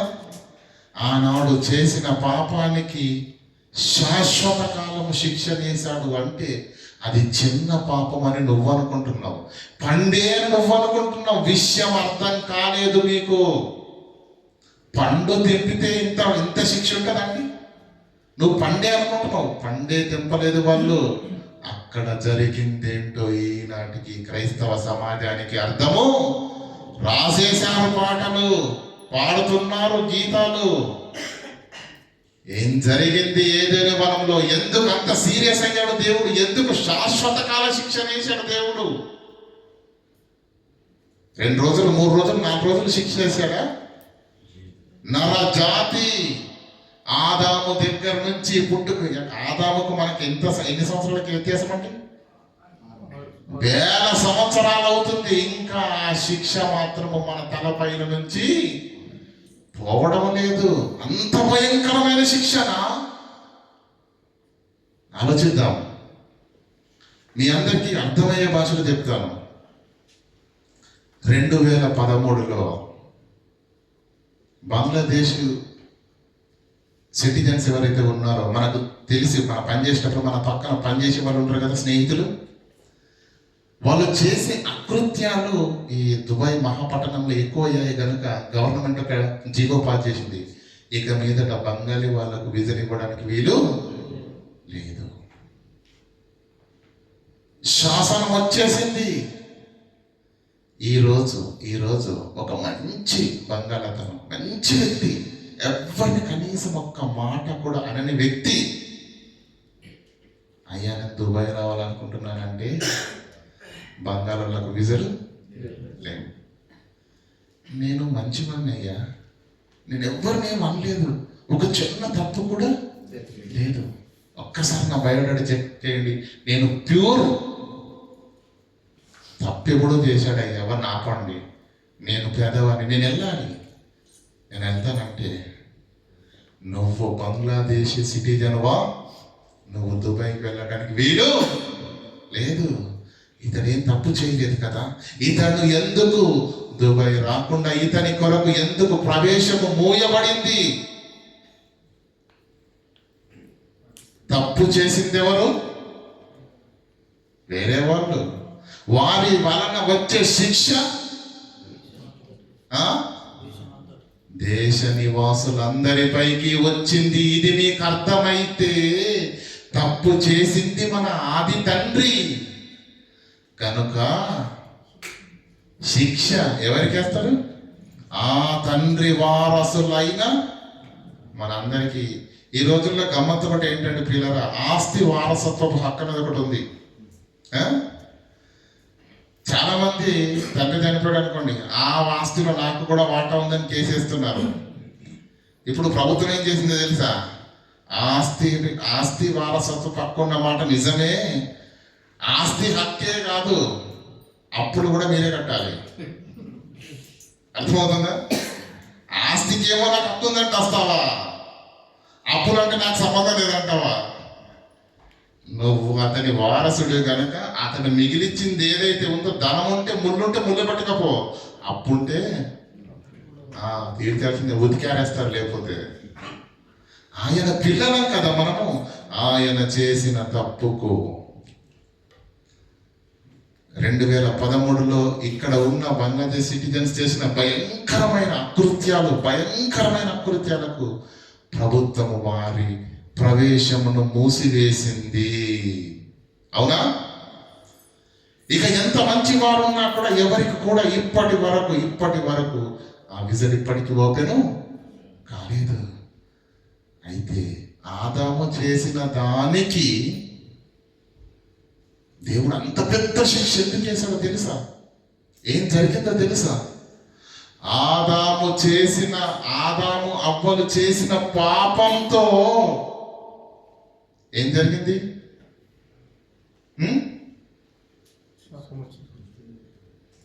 శాపం ఇచ్చాడు. అసలు ఏం జరిగితే శాపం ఇచ్చాడు? ఆజ్ఞాతిక్రమం చేస్తాడు, శాపం ఇచ్చాడు.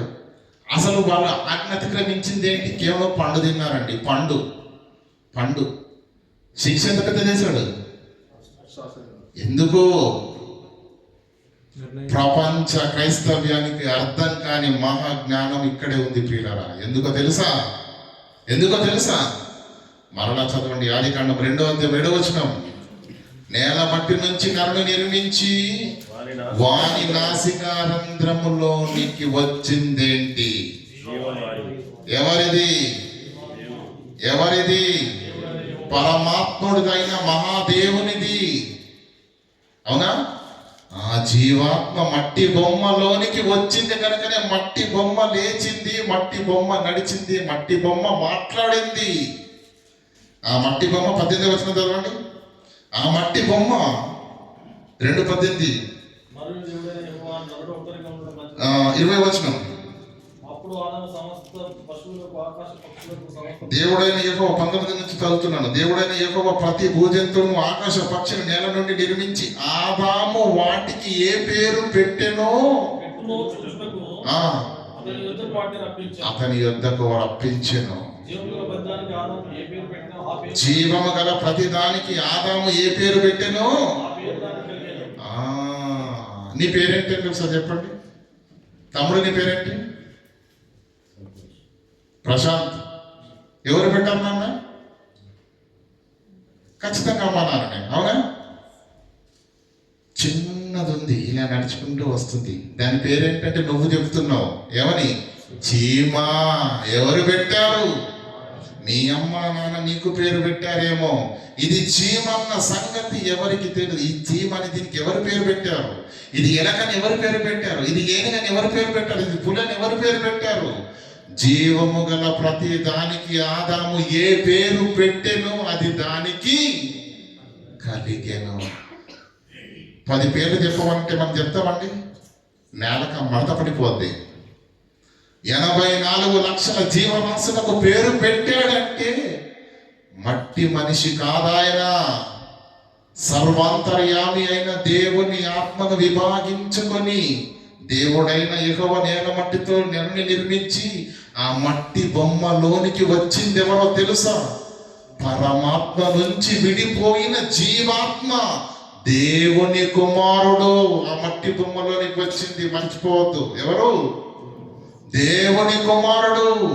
అతనిది దేవుని పోలిక, అతనిది దేవుని స్వారూప్యము. అందుకే 84 లక్షల జీవరాశులకు కూడా పేరు పెట్టగలిగే శక్తి ఉంది. గాఢ నిద్రను కలుగజేసి ప్రకటెముకను విరిచి స్త్రీనిగా మలిచి దేవుడే ఆదాము దగ్గరికి తీసుకొని వస్తే, చూడండి ఆ మాటను. ఆదాము దగ్గరికి తీసుకొని వస్తే ఆదాము ఏమన్నా చూడండి. నా ఎముకలలోని ఎముక, నా మాంసంలోని మాంసము నన్ను నుంచి తీయబడినది కనుక నారీ అనబడను. ఏమంటే తీసుకొని వచ్చిన తర్వాత దేవుడు కదండి పరిచయం చేయాలి ఆదాముకు. నాన్న నువ్వు పడుకున్నప్పుడు నీకు గాఢ నిద్ర కలగజేశాను, నీ ప్రకటెముక నిలిచాను, ఆ ఎముకని స్త్రీగా మలిచి నీకు తోడుగా ఉండాలని నేను తీసుకొచ్చాను ఆయన, ఇదిగో నీ భార్య అని చెప్పేసి ఎవరు అప్పగించాలి? దేవుడు పరిచయం చేయాలి కదా. ఎప్పుడైతే అవ్వమ్మ గారు ఆదాము దగ్గరికి రాగానే అప్పుడు ఆదామేమన్నాడు? నా ఎముకలోని ఎముక, నా మాంసంలోని మాంసము నరులో నుంచి తీయబడింది కనుక ఈమె పేరు నారీ. అప్పుడు దేవుణ్ణి అంటున్నాడు, తండ్రి నేను పడుకున్నప్పుడు గాఢ నిద్రను కలగజేసి నా ప్రక్కటెముకను విరిస్తే నాకు తెలియదా? నేను నీ కుమారుణ్ణి, దైవ స్వారూప్యం కలిగిన వాడిని, దైవ పోలికలో ఉన్నవాడను. ఆదికాండం 1:26 చదవండి. మనిషి పోలిక ఎవరిది? మనిషి యొక్క స్వారూప్యం ఎవరిది? దేవుడు అంటున్నాడు, మన స్వరూపమందు మన పోలిక చొప్పున నరులను చేయుదము. నరుడు ఆ మట్టి బొమ్మలోనికి వచ్చిన నరుడు, ఆ మట్టి బొమ్మలోనికి వచ్చిన దేవుని కుమారుడికి ఉన్నదేంటి తెలుసా? దేవుని స్వరూపము, దేవుని పోలిక. ఆదాము అవ్వలకు దేవుని స్వరూపం ఉన్నది, దేవుని పోలిక ఉన్నది. ఎప్పటి వరకు ఉన్నదో తెలుసా? ఆజ్ఞను అతిక్రమించనంత వరకు. పులి కూడా వచ్చి కాళ్ళ దగ్గర కుక్క పిల్లల ఆడింది. కారణం దైవ స్వారూప్యం, దేవుని పోలికలో ఉన్నారు గనుక. వాళ్ళు పండు తెంపగానే ఆజ్ఞను అతిక్రమించారు. దేవుని పిల్లలలో, దేవుని కుమారునిలో, దేవుని కుమార్తెలో ఉండకూడని మచ్చ పాపము వారి జీవితంలోకి రంగ ప్రవేశం చెయ్యగానే ఆ దేవుని కుమారులు, ఆ దేవుని కుమార్తె దైవ పోలికను పోగొట్టుకున్నారు, దైవ స్వారూప్యాన్ని పోగొట్టుకున్నారు. మట్టి మనుషులయ్యారు, మట్టి మనుషులయ్యారు. తద్వారా పరలోక ద్వారాలు మూయబడ్డాయి. ఏదైనా వనంలో జరిగింది ఇది. పండు తినగానే పవిత్రులైన దేవుని పిల్లలు, దేవుని స్వరూపము, దేవుని పోలికలో పుట్టిన వారి జీవితంలో పాపం వచ్చేసరికి అప్పటి వరకు కలిగి ఉన్న దేవుని స్వరూపము, దేవుని పోలిక కుప్పకూలిపోయింది. సామాన్యమైన మనుషులైపోయారు. తద్వారా పరలోకపు మార్గములు, నరులారా మీరు తిరిగి రండి, గేట్స్ ఓపెన్. ఎప్పుడైతే పాపం చేశారో గేట్లు క్లోజ్. 2013లో ఆ బంగాళీ సహోదరులు చేసిన అకృత్యాలకు ఇప్పటికీ ఆ దేశ నివాసులకు ప్రవేశము లేదు. మరలా ఆ ప్రవేశము ఓపెన్ కావాలి అంటే ప్రభుత్వమే దిగి రావాలి. ఈ మరి దుబాయ్ గవర్నమెంట్ పెట్టే ఎంతో మూల్యాన్ని చెల్లించాలి. ఎన్ని వేల లక్షల రూపాయలు చెల్లించమని చెప్తే అంత మూల్యాన్ని చెల్లిస్తే తప్ప, చేసిన తప్పును ఒప్పుకుంటే తప్ప మరలా ఆ బంగ్లాదేశ్ వాసులు ఇక్కడికి వచ్చే అవకాశము లేదు. మనకు కూడా పరలోక ద్వారాలు మూయబడ్డాయి గనుక దేవుని కుమారుడు మనిషి అయ్యాడు. దేవుని కుమారుడు మనిషి అయ్యాడు, మట్టి మనిషి అయ్యాడు. మరలా నీవు దేవలోకానికి వెళ్ళాలి అంటే ఈ మట్టి మనిషిగా బ్రతికితే దేవుని లోకం నీవు వెళ్ళాలి. నువ్వు ఏదైనా వనంలో పోగొట్టుకున్న దేవుని పోలిక, దేవుని స్వరూపము మరలా నీవు తిరిగి పొందితేనే ఆ దేవుడున్న లోకానికి తిరిగి వెళతావు. ఏదైనా వనంలో పోగొట్టుకున్నది దేవుని స్వరూపం.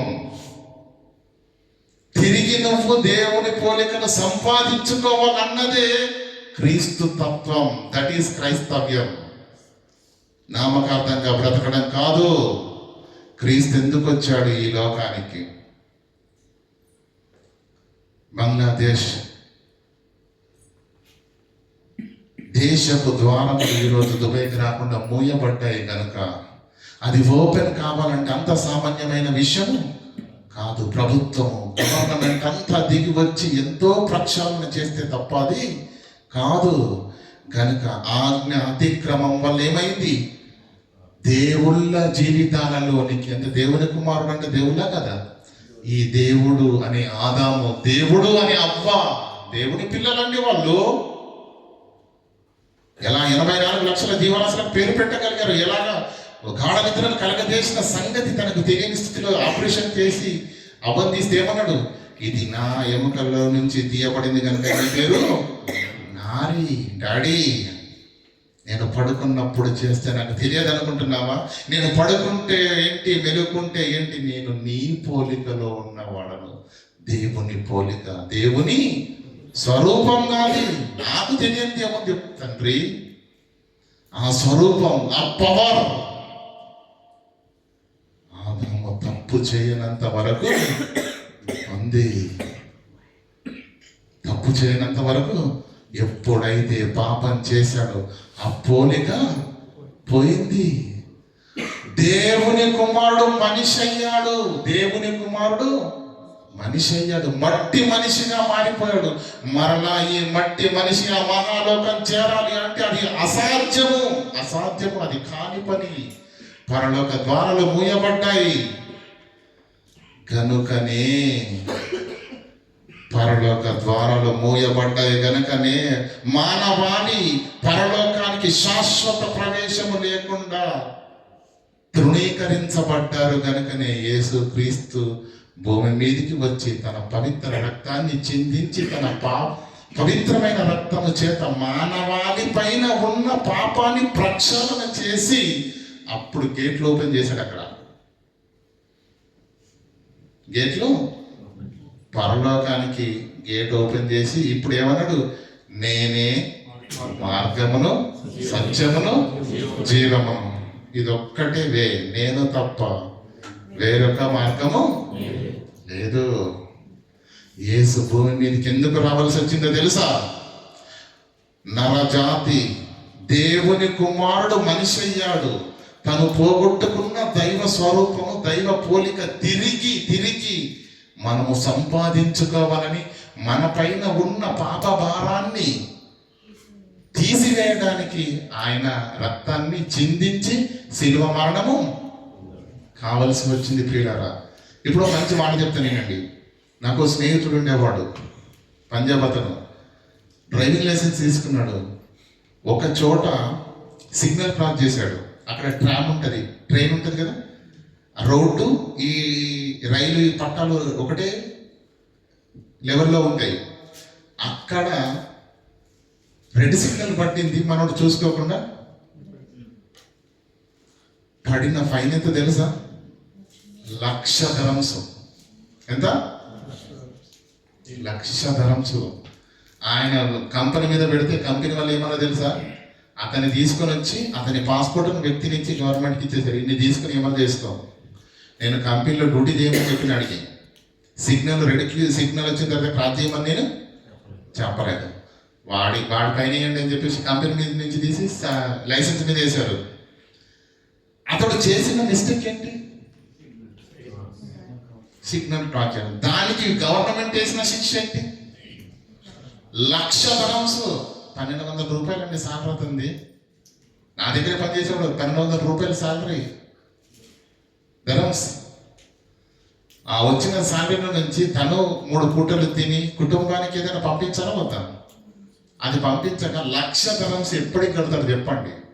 అది తన వల్ల అవుతున్న జీవితాంతం కష్టపడ్డా ఆ అప్పును మాత్రము తీర్చలేడు. ఇప్పుడు ఈ గవర్నమెంట్ చేతిలో నుంచి బయటపడాలంటే 2 ఆప్షన్స్. ఒకటి, శిక్ష అనుభవించాలి, నెంబర్ 1. నెంబర్ 2, దేశంలో నుంచి వెళ్ళిపోవాలి. మూడోది ఏంటంటే, లేదంటే ఆ 1,00,000 రూపాయలను కట్టాలి. అతను శిక్ష అనుభవించడానికి సిద్ధంగా లేడు, ఆ రూపాయలు కట్టడానికి కూడా సిద్ధంగా లేడు. మరి ఆయన ఎలా గవర్నమెంటే దయతలచి, ఇదిగో జీవితాంతం నువ్వు ఇక్కడ కష్టపడ్డా ఈ అప్పును తీర్చగలవు. నువ్వు చేసిన తప్పుకు శిక్ష అంటే తెలుసా?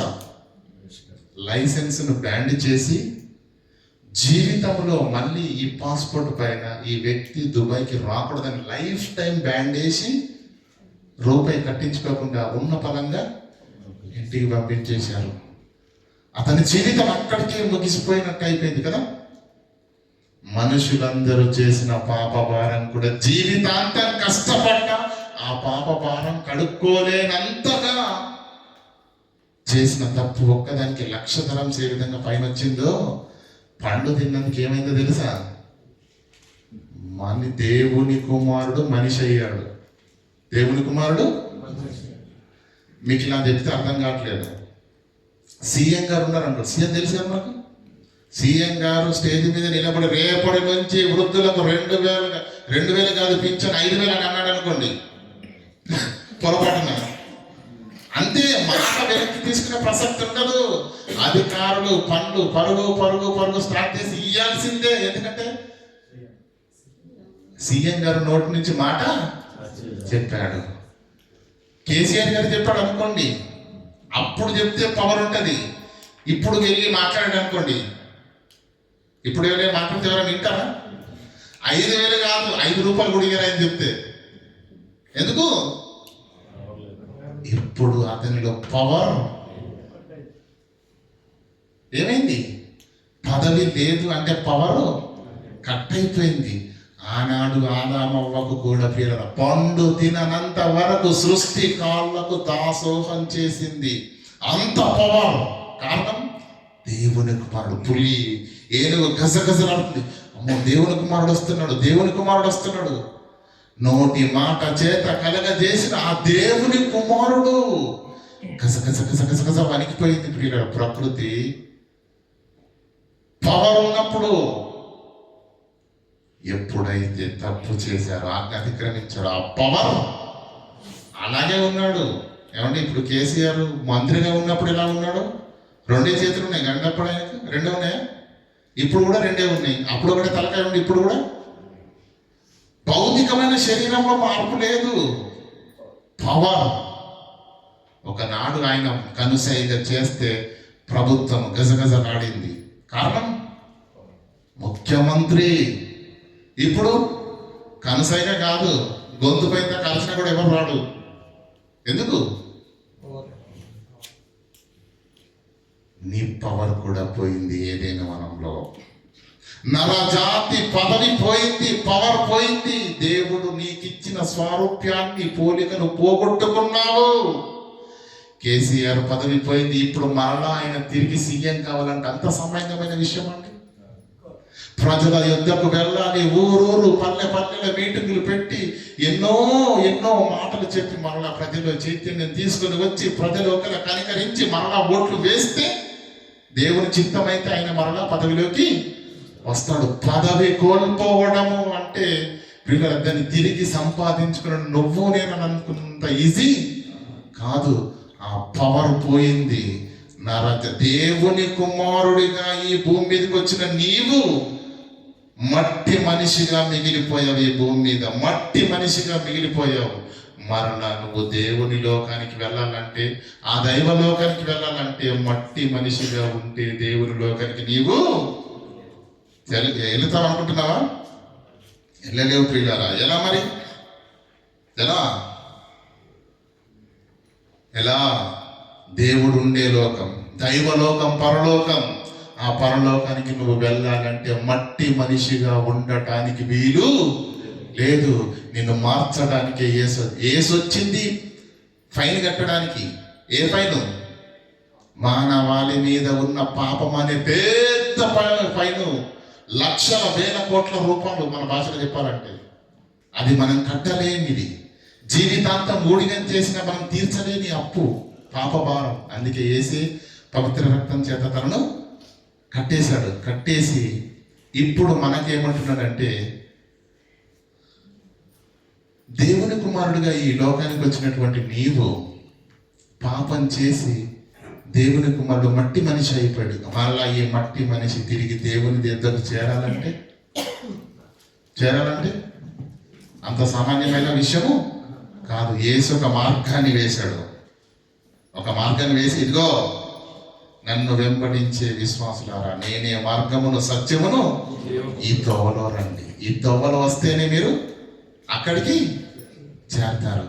మట్టి మనిషిగా మారిన నీవు, మట్టి మనిషిగా మారిన ఆదాము సంతతి తిరిగి ఆ దేవలోకం వెళ్ళాలంటే, ఆ దేవుడున్న స్థలంలోనికి చేరాలంటే కోల్పోయిన ఆ దేవుని స్వరూపము, కోల్పోయిన ఆ దేవుని పోలికను తిరిగి సంపాదించుకోవాలి. సంపాదించు. యోహాను సువార్త తీయండి ఒకసారి. యోహాను సువార్త 10:34. యోహాను సువార్త 10:34.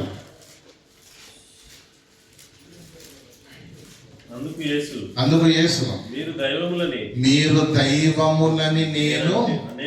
నేనంటిని మీ ధర్మశాస్త్రంలో రాయబడలేదా? లేఖనము నిరర్థకము కానేరదు కదా. దేవుని వాక్యము ఎవరికి వచ్చునో మట్టి మనిషిగా మారిన నీవు తిరిగి మరలా దైవంగా, దైవ కుమారుడిగా మారే అవకాశాన్ని దేవుడు అనుగ్రహిస్తున్నాడు. నువ్వు ఎలా దైవం అవుతావో తెలుసా?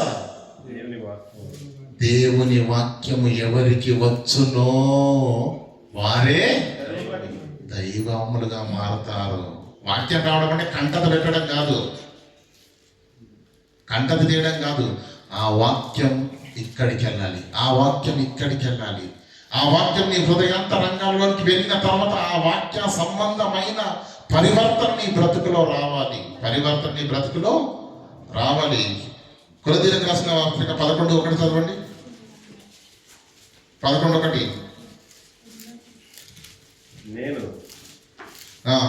క్రీస్తును పోలి నడుచుకున్న పౌలు అంటున్నాడు, నేను క్రీస్తును పోలి నడుచుకున్న ప్రకారం. మీరును. నేను క్రీస్తుని ఎందుకు పోలి నడుచుకున్నానో తెలుసా? క్రీస్తుది దేవుని పోలిక, దేవుని స్వరూపం కనుక నేను క్రీస్తును పోలి నడుచుకున్నాను. మీరు నన్ను పోలి నడుచుకోరు. పౌలు ఏ పోలికలోనికి వచ్చాడు అన్నమాట. దాని అర్థం ఏంటి? పౌలు ఏ పోలికను సంపాదించుకున్నాడు? క్రీస్తుది దేవుని పోలిక, దేవుని స్వరూపం అయితే పౌలు ఏమంటున్నాడు? నేను క్రీస్తును పోలి నడుచుకున్నాను. మీరేం చేయాలి అంటే ఈయన కూడా క్రీస్తు స్వరూపాన్ని, దేవుని స్వరూపాన్ని, దేవుని స్వారూప్యాన్ని సంపాదించుకున్నాడనే అర్థం. అవునా? మరి నీవు నేను ఏదైనా వరంలో పోగొట్టుకున్నటువంటి ఆ దైవత్వాన్ని, దేవుని పోలికను, దేవుని స్వరూపాన్ని ఖచ్చితంగా మనం సంపాదించుకుంటేనే ఆ దేవుడుండే నిత్యలోకానికి వెళతాము. దేవుని కుమారుడిగా ఈ లోకానికి వచ్చి తప్పు చేసి మట్టి మనిషివయ్యావు, మరలా నీవే దేవుని కుమారుడిగా మారాలి. ఆధిక్యతను నువ్వే సంపాదించుకోవాలి, ఆధిక్యతను నువ్వే సంపాదించుకోవాలి. దేవుని పోలికను నువ్వు సంపాదించుకోవాలి, దేవుని స్వారూప్యాన్ని నువ్వు సంపాదించుకోవాలి. అప్పుడు దేవుడు నిన్ను స్వీకరిస్తాడు. మట్టి మనిషిగా ఉంటే దేవుడు నిన్ను స్వీకరించాడు. ఏమండి, మనం దుబాయ్ నుంచి ఇంటికి వెళ్ళగానే మన గర్భాన పుట్టిన బిడ్డే ఆ బురదలో ఆడుకుంటున్నాడు అనుకోండి, డాడీ అని వచ్చాడు అనుకోండి, ఎత్తేసుకుంటావా? చెప్పు, నీ గర్భాన పుట్టిన బిడ్డే కదా. ఆ మురికిలో, ఆ ప్రక్కన ఆ మోరిలో ఆడుతున్నాడు అనుకోండి, ఏమండి వాళ్ళంతేగా బురద రాసేసుకున్నాడు అనుకోండి, ఏమంటావు? దూరంగా వెళ్ళరా, ముందు స్నానం చేసిరా అంటావా? దేవుని కుమారుడవైన నీవు ఈ భూమి మీదకి వచ్చి పాపం అనే మట్టిని అంటించుకున్నావు గనక మరలా దేవుడు నిన్ను స్వీకరించాలంటే దాన్నంతటినీ కడుక్కో, దేవుని కుమారుడిగా మారు, ఆయన స్వారూప్యంలోనికి రా, ఆయన పోలికను నీవు సంపాదించుకో. గలతీయులకు రాసిన పత్రిక, ఫిలిప్పీలకు రాసిన 2వ పత్రిక 2వ అధ్యాయం 5వ వచనం చదవండి. ఫిలిప్పీ 2:5. క్రీస్తు యేసునకు కలిగిన మనస్సు మీరును కలిగి ఉండు. ఆయనకే మనసుంది, ఆయనకే మనసుందండి. క్రీస్తు యేసునకు కలిగిన మనసు మీరు కూడా కలిగి ఉండండి, మీరు కూడా కలిగి ఉండండి. ఏ మనసు ఆయనకుంది? కింద చెప్తున్నాడు, ఆయన దేవుని స్వరూపము కలిగిన వాడు గనుక ఆయనను నమ్ముకున్న మీరు కూడా ఆయనకున్న మనసునే మీరు కూడా కలిగి ఉండండి. వాక్యం చెప్తుందా లేదా? కదా, క్రీస్తు యేసుకు కలిగిన ఈ మనసు మీరు కూడా, ఆయన ఏ మనసు కలిగి ఉన్నాడంటే ఆయన దేవుని స్వరూపము, దేవుని పోలిక కలిగిన వాడై ఉన్నాడు. మరి మీరేం చేయాలి? మీరు కూడా అదే మనస్సును కలిగి ఉండాలంటే దాని అర్థం ఏంటి? మనం కూడా దేవుని పోలిక, దేవుని స్వారూప్యాన్ని కలిగి ఉండాలి. అవునా కాదా? గలతీయులకు రాసిన పత్రిక 4:19 తీయండి. గలతీయులకు రాసిన పత్రిక 4:19. నా పిల్లలారా క్రీస్తు స్వరూపము, క్రీస్తు పోలిక నీ యందు ఏర్పడు వరకు మీ విషయమై ప్రతి విశ్వాసిలో క్రీస్తు స్వరూపము రావాలి, ప్రతి విశ్వాసిలో దేవుని స్వరూపం రావాలి, దేవుని పోలిక రావాలి, పోలిక రావాలి.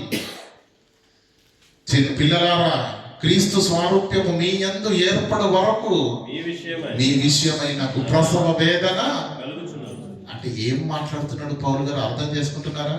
సంఘముకు, విశ్వాసులకు ఏమంటున్నాడు?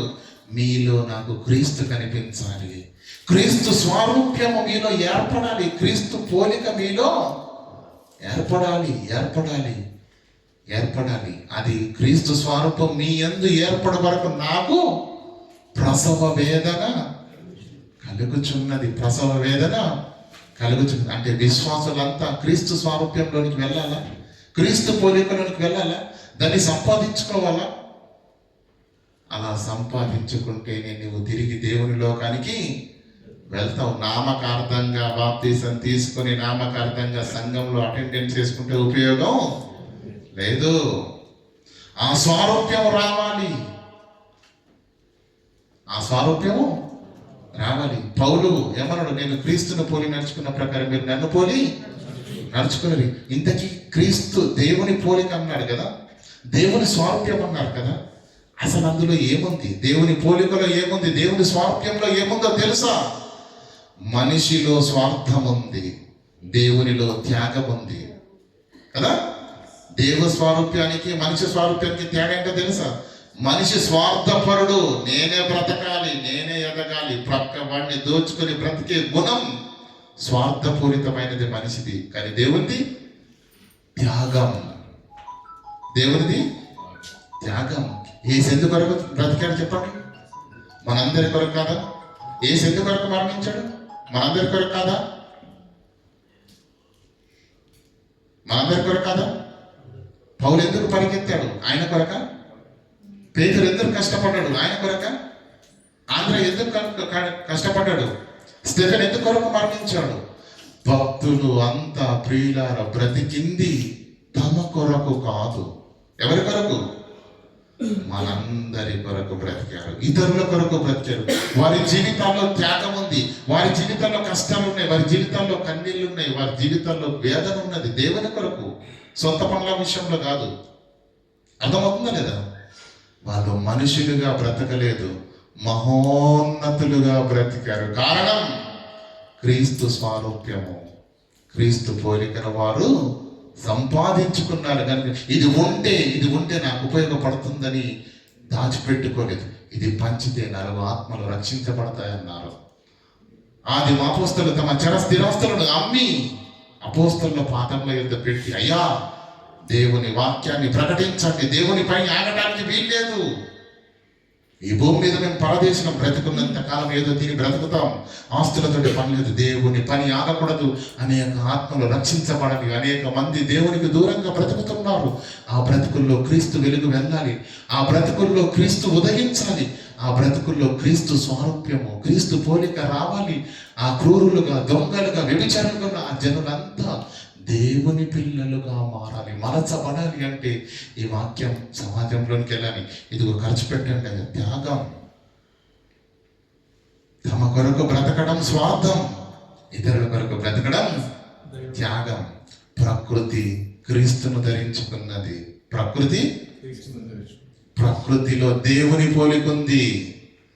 గేదె ఏం చేస్తుందండి? పాలిస్తుంది. నువ్వేమిస్తావు దానికి? నీకు పనికొచ్చేదా? అది సత్యాన్నం నీకు పనికొచ్చేదా? నీకు పనికి రాంది దానికి వేస్తావు.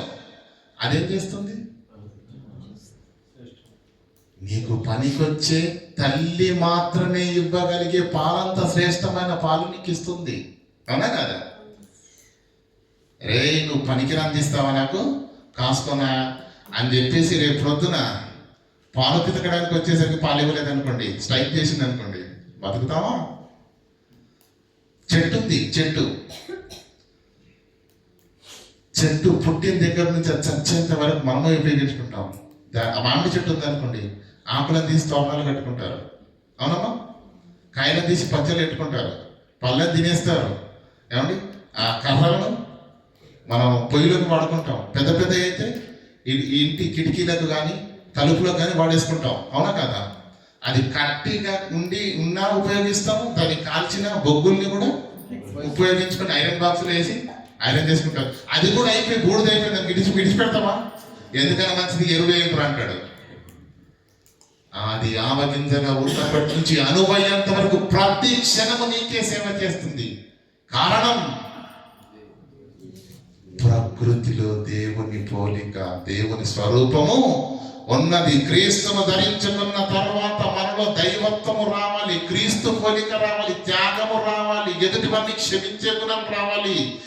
మామూలు మనుషులుగా ఉండటానికి వీలు ఉన్నతులుగా మారాలి. అదే దైవత్వం అంటే, అదే దేవుని పిల్లలుగా మారటం అంటే. ప్రియులరా, ఎప్పుడైనా ఒక చెట్టు రే 100 కాయలు కాసే పడుద్దాయి, అన్ని నువ్వే తింటావా, నాకు 10 కాయలు ఉంచేసుకుంటానని అంతా ఎప్పుడైనా చెట్టు? త్యాగమే దానికి కోరుకునేది ఏమి మన నుండి. మనం అలా ఉంటామండి, త్యాగపూరితంగా ఉంటాం. ఎవరి విషయంలో నేను ఉంటామా? త్యాగం ఉంటుందా మనకు? మన కన్న పిల్లల విషయంలోనే సరిగ్గా త్యాగం చేస్తామంటారా? తక్కువ. ఎవరి విషయంలో త్యాగం చేయమండి మనం. మన బ్రతకంత ఎలా ఉంటుందంటే వాడిది మనం ఎప్పుడు లాక్కుందాం అన్నట్టే ఉంటుంది తప్ప, త్యాగం అంటే మనకున్నది ఇంకొకరికి పెట్టడం త్యాగం అండి. కానీ మనిషి బ్రతికి ఎలా ఉందో తెలుసా? ఎదురు వాడి దగ్గర నుంచి లాక్కొని మనం తిందాం కదా. చివరికి ఒక మాట చూసుకొని వేయించుకుందాం ప్రియులారా.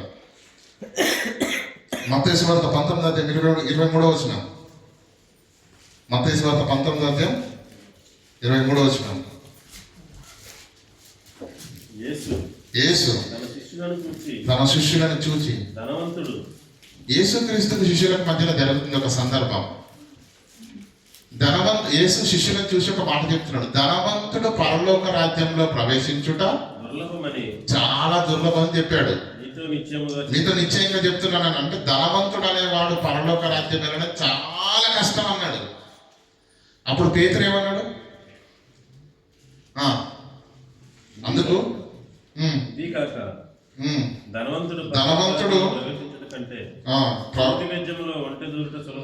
ధనవంతుడు పరలోక రాజ్యంలో ప్రవేశించుట కంటే ఒంటె సూది బద్ధంలో దూరిపోవడం సులభమని వారితో చెప్పాను. శిష్యులు ఈ మాట విని మిక్కిలి ఆశ్చర్యపడ్డారట. యేసుక్రీస్తు మాటలు సరికి, ప్రభువా, ధనవంతుడు పరలోకం వెళ్ళడా? వీళ్ళు ఎందుకు ఆశ్చర్యపోయారంటే దాని అర్థం ఏంటి? వీళ్ళు కూడా ఎంతో కొంత దాచుకున్నారు ఇంటి దగ్గర. ధనవంతుడు వెళ్ళడం చెప్పావు, ఆల్రెడీ అక్కడ ఉంది, నాకు ఇంత దాచాను. ఆశ్చర్యపోయారట. ఇప్పుడు యేసుక్రీస్తు ఏమన్నాడు? అయితే శిష్యులు మిక్కిలి ఆశ్చర్యపడి, అలాగైతే ఎవడు రక్షణ పొందుతాడు, ఎవడు పరలోకం వస్తాడు ప్రభువా అన్నాడు. అప్పుడు యేసుక్రీస్తు ఏం సమాధానం చెప్పాడు? ప్రపంచ క్రైస్తవ్యానికి అర్థం కాని సమాధానాన్ని యేసుక్రీస్తు చెప్పాడు. చూడండి, యేసు వారిని చూచి ఎవడు రక్షణ పొందగలడు, మనుషులకు అది అసాధ్యము అని వాళ్ళు శిష్యులు అంటే, అప్పుడు యేసుక్రీస్తు అంటున్నాడు, ఇది మనుషులకు అసాధ్యమే గాని దేవునికి సమస్తము సాధ్యమని చెప్పాను. అంటే దాని అర్థం ఏంటి? దేవుడు అంటే పైకి చూడకండి. మనిషిగా నువ్వు భూమి మీద ఆలోచిస్తే నువ్వు పరలోక రాజ్యము చేరలేవు. మనిషిగా ఉన్న నీవు మహోన్నతుడిగా ఆలోచించాలి. మనిషిగా ఉన్న నీవు దేవునిగా ఆలోచించాలి. దైవ సంబంధమైన ఆలోచనతో ఉండాలి. అప్పుడు నీవు పరలోకం వెళ్ళటానికి వీలు కలుగుతుంది. ఏమండి, భక్తులను చూడండి, ఎవరి జీవితాల్లోనైనా స్వార్థాన్ని మీరు చూపించగలరా? ప్రవక్తల జీవితాల్లో స్వార్థం ఉందా? శిష్యుల జీవితాల్లో త్యాగం స్వార్థం ఉందా? అపోస్తలుల జీవితాల్లో స్వార్థం ఉందా?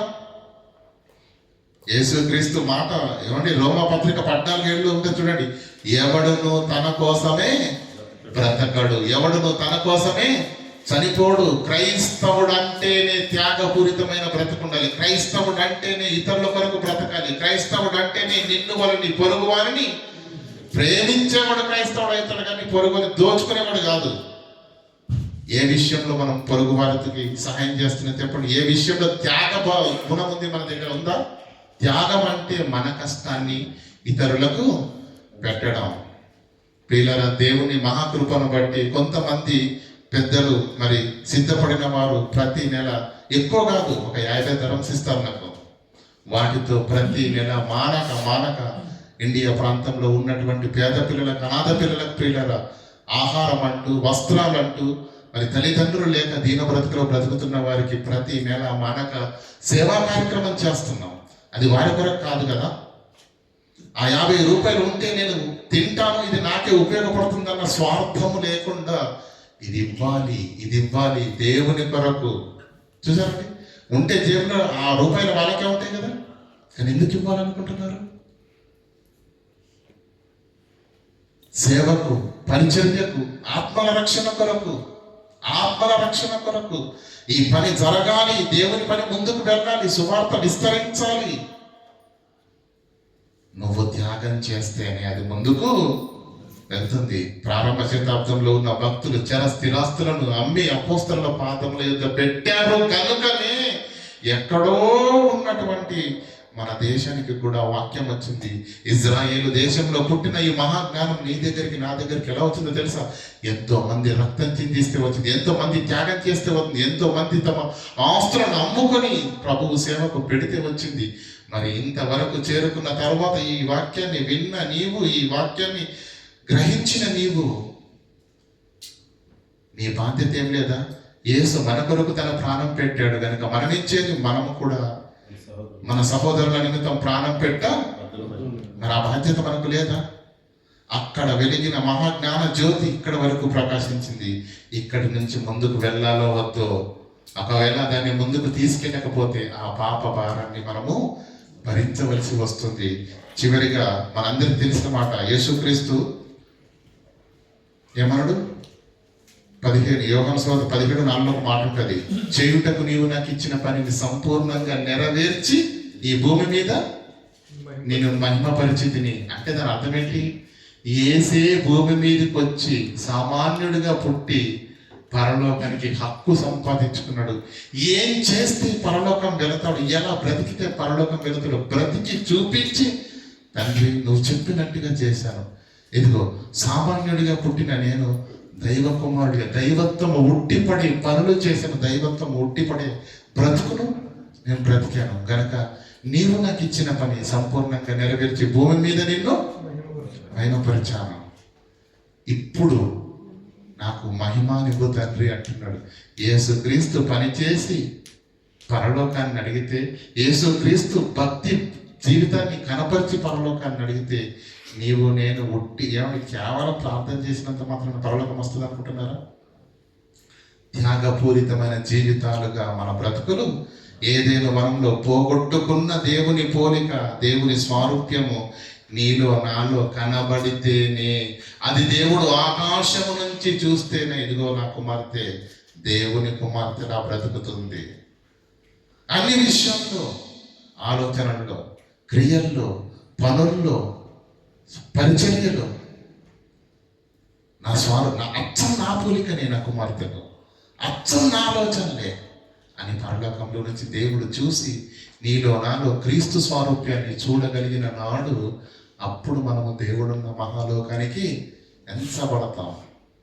కానీ మన బ్రతుకుల్లో ఆ త్యాగాలు లేకపోతే, క్రీస్తు స్వారూప్యం దేవుని పోలిక అనేది మన జీవితాల్లో రాకపోతే, నామకార్థంగా బ్రతికినంత మాత్రం మనం పరలోకము వెళ్ళాం. కనుక ప్రార్థన చేసుకున్న పిల్లల విషయాన్ని అర్థం, ఏదైనా వనంలో ఏం జరిగింది? పండు తినలే, పవర్ కట్ అయింది.